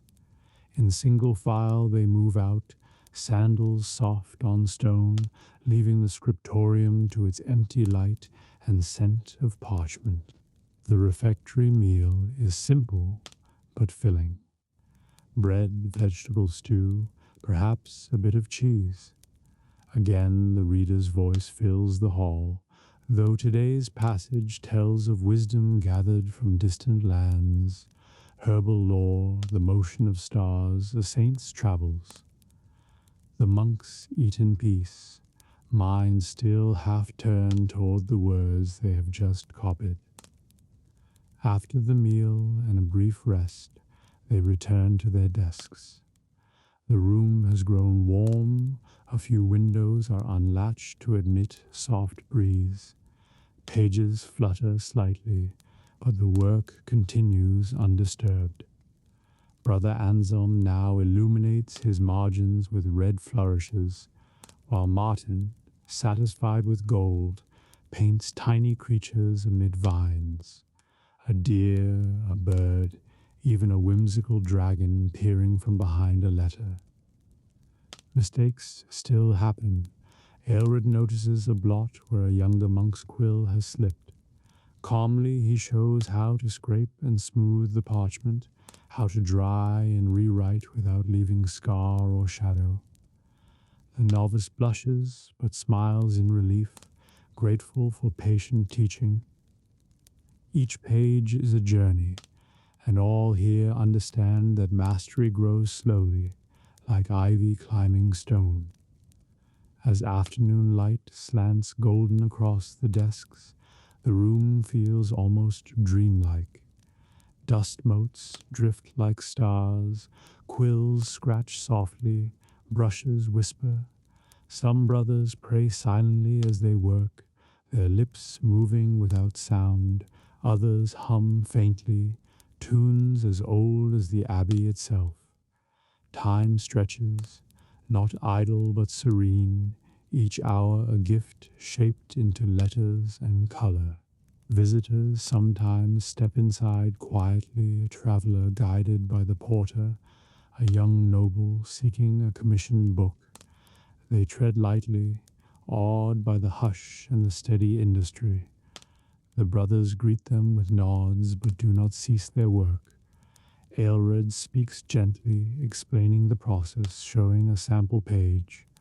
Often the visitor leaves humbled, carrying a sense of wonder back into the noisy world beyond the cloister. Late in the day, binding begins for those books ready to leave the scriptorium. Wooden boards, leather, and fine cords are brought forth. Brother Hugo, the binder, works with slow precision, stitching gatherings together, shaping spines, pressing covers. His tools click softly, and the scent of warm hide mingles with the fading smell of ink. Soon these volumes will journey outward, bearing within them the silent labor of many hands.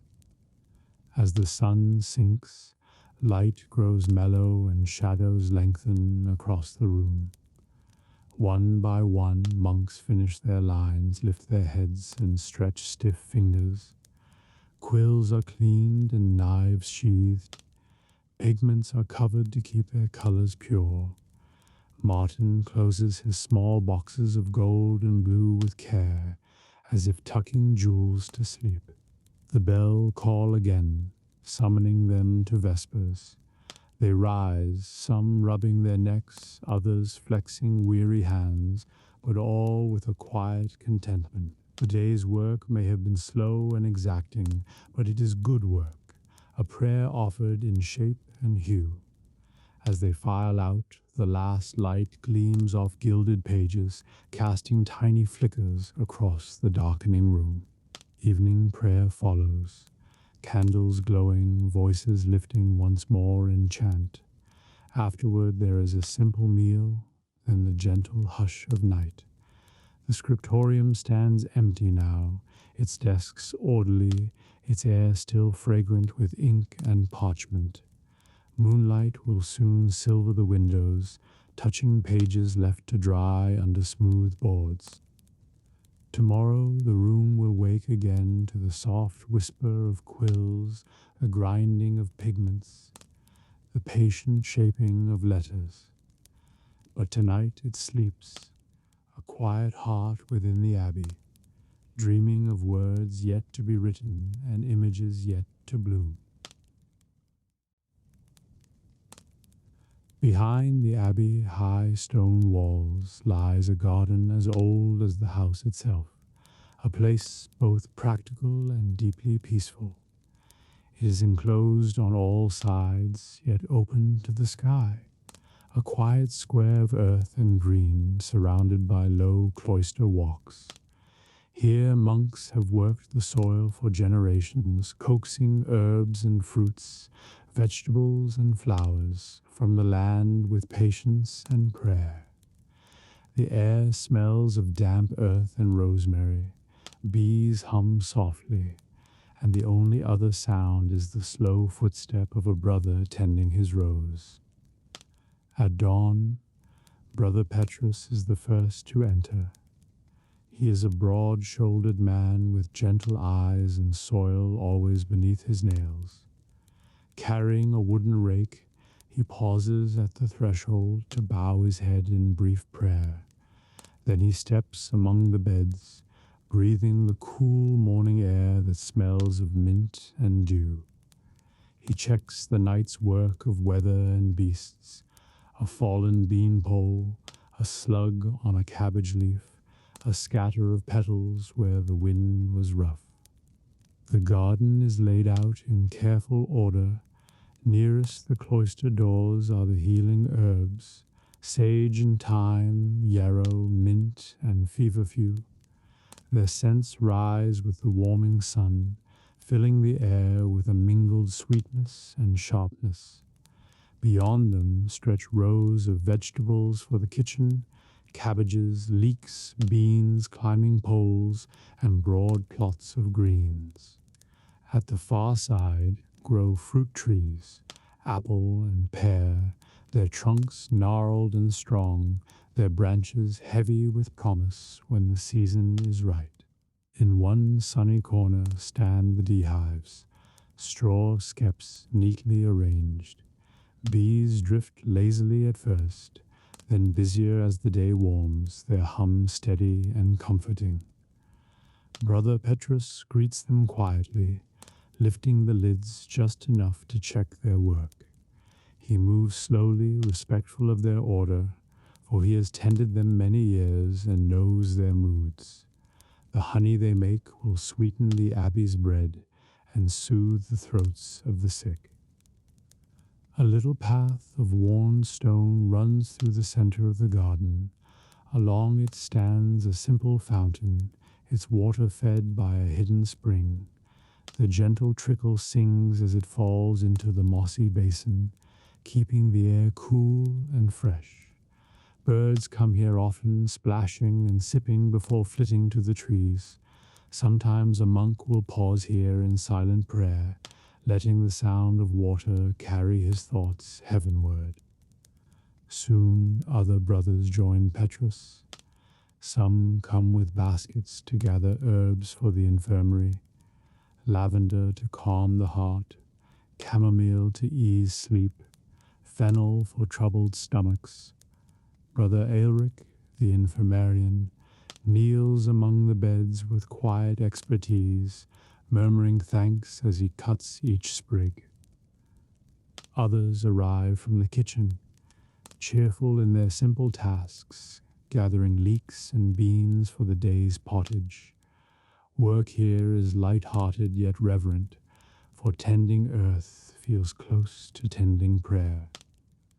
The garden is never hurried.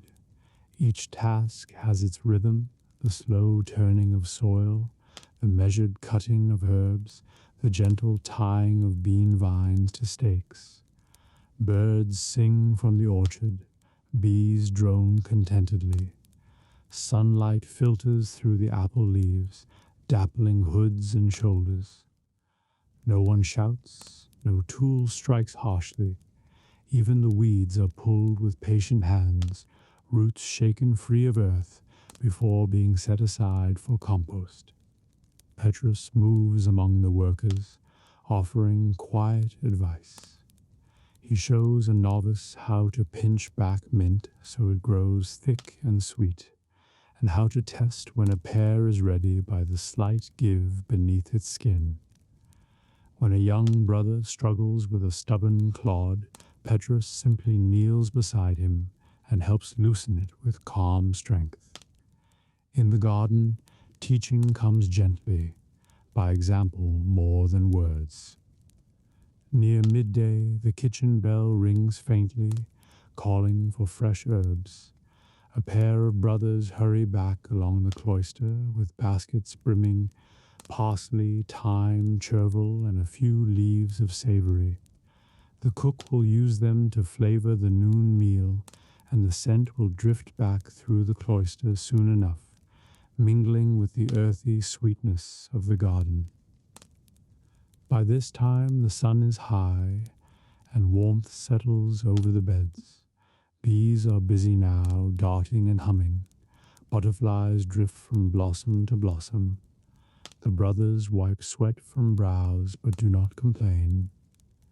A jug of cool water waits in the shade of the fountain, and they drink from a shared wooden cup before returning to their rows.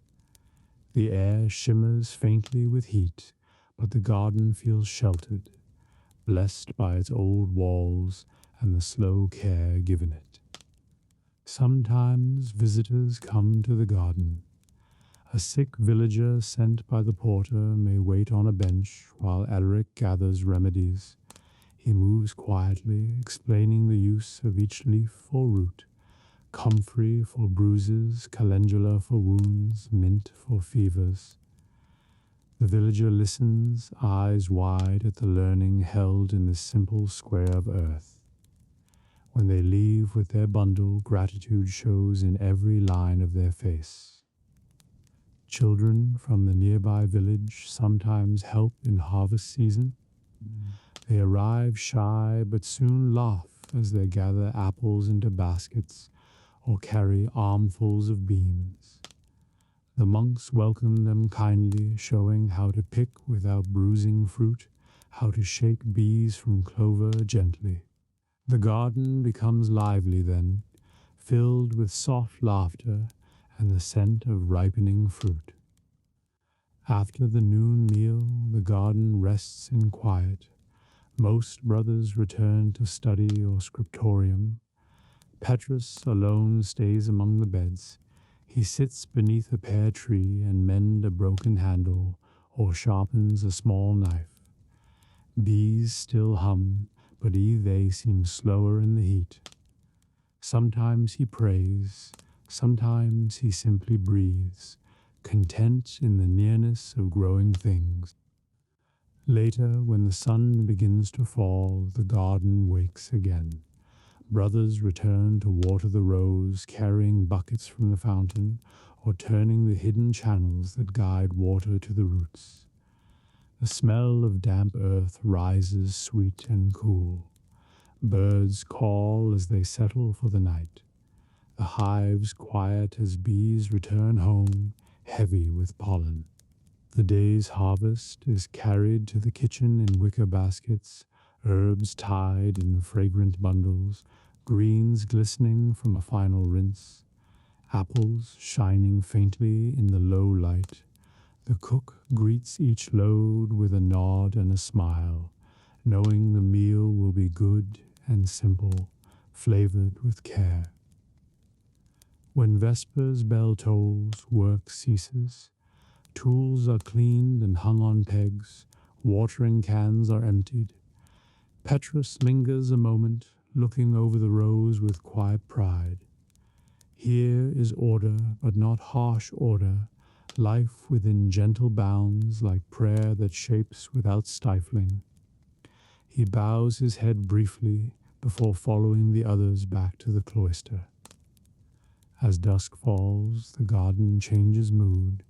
The warm scents grow richer, mint and thyme releasing fragrance as the air cools, apples sweet on the branch.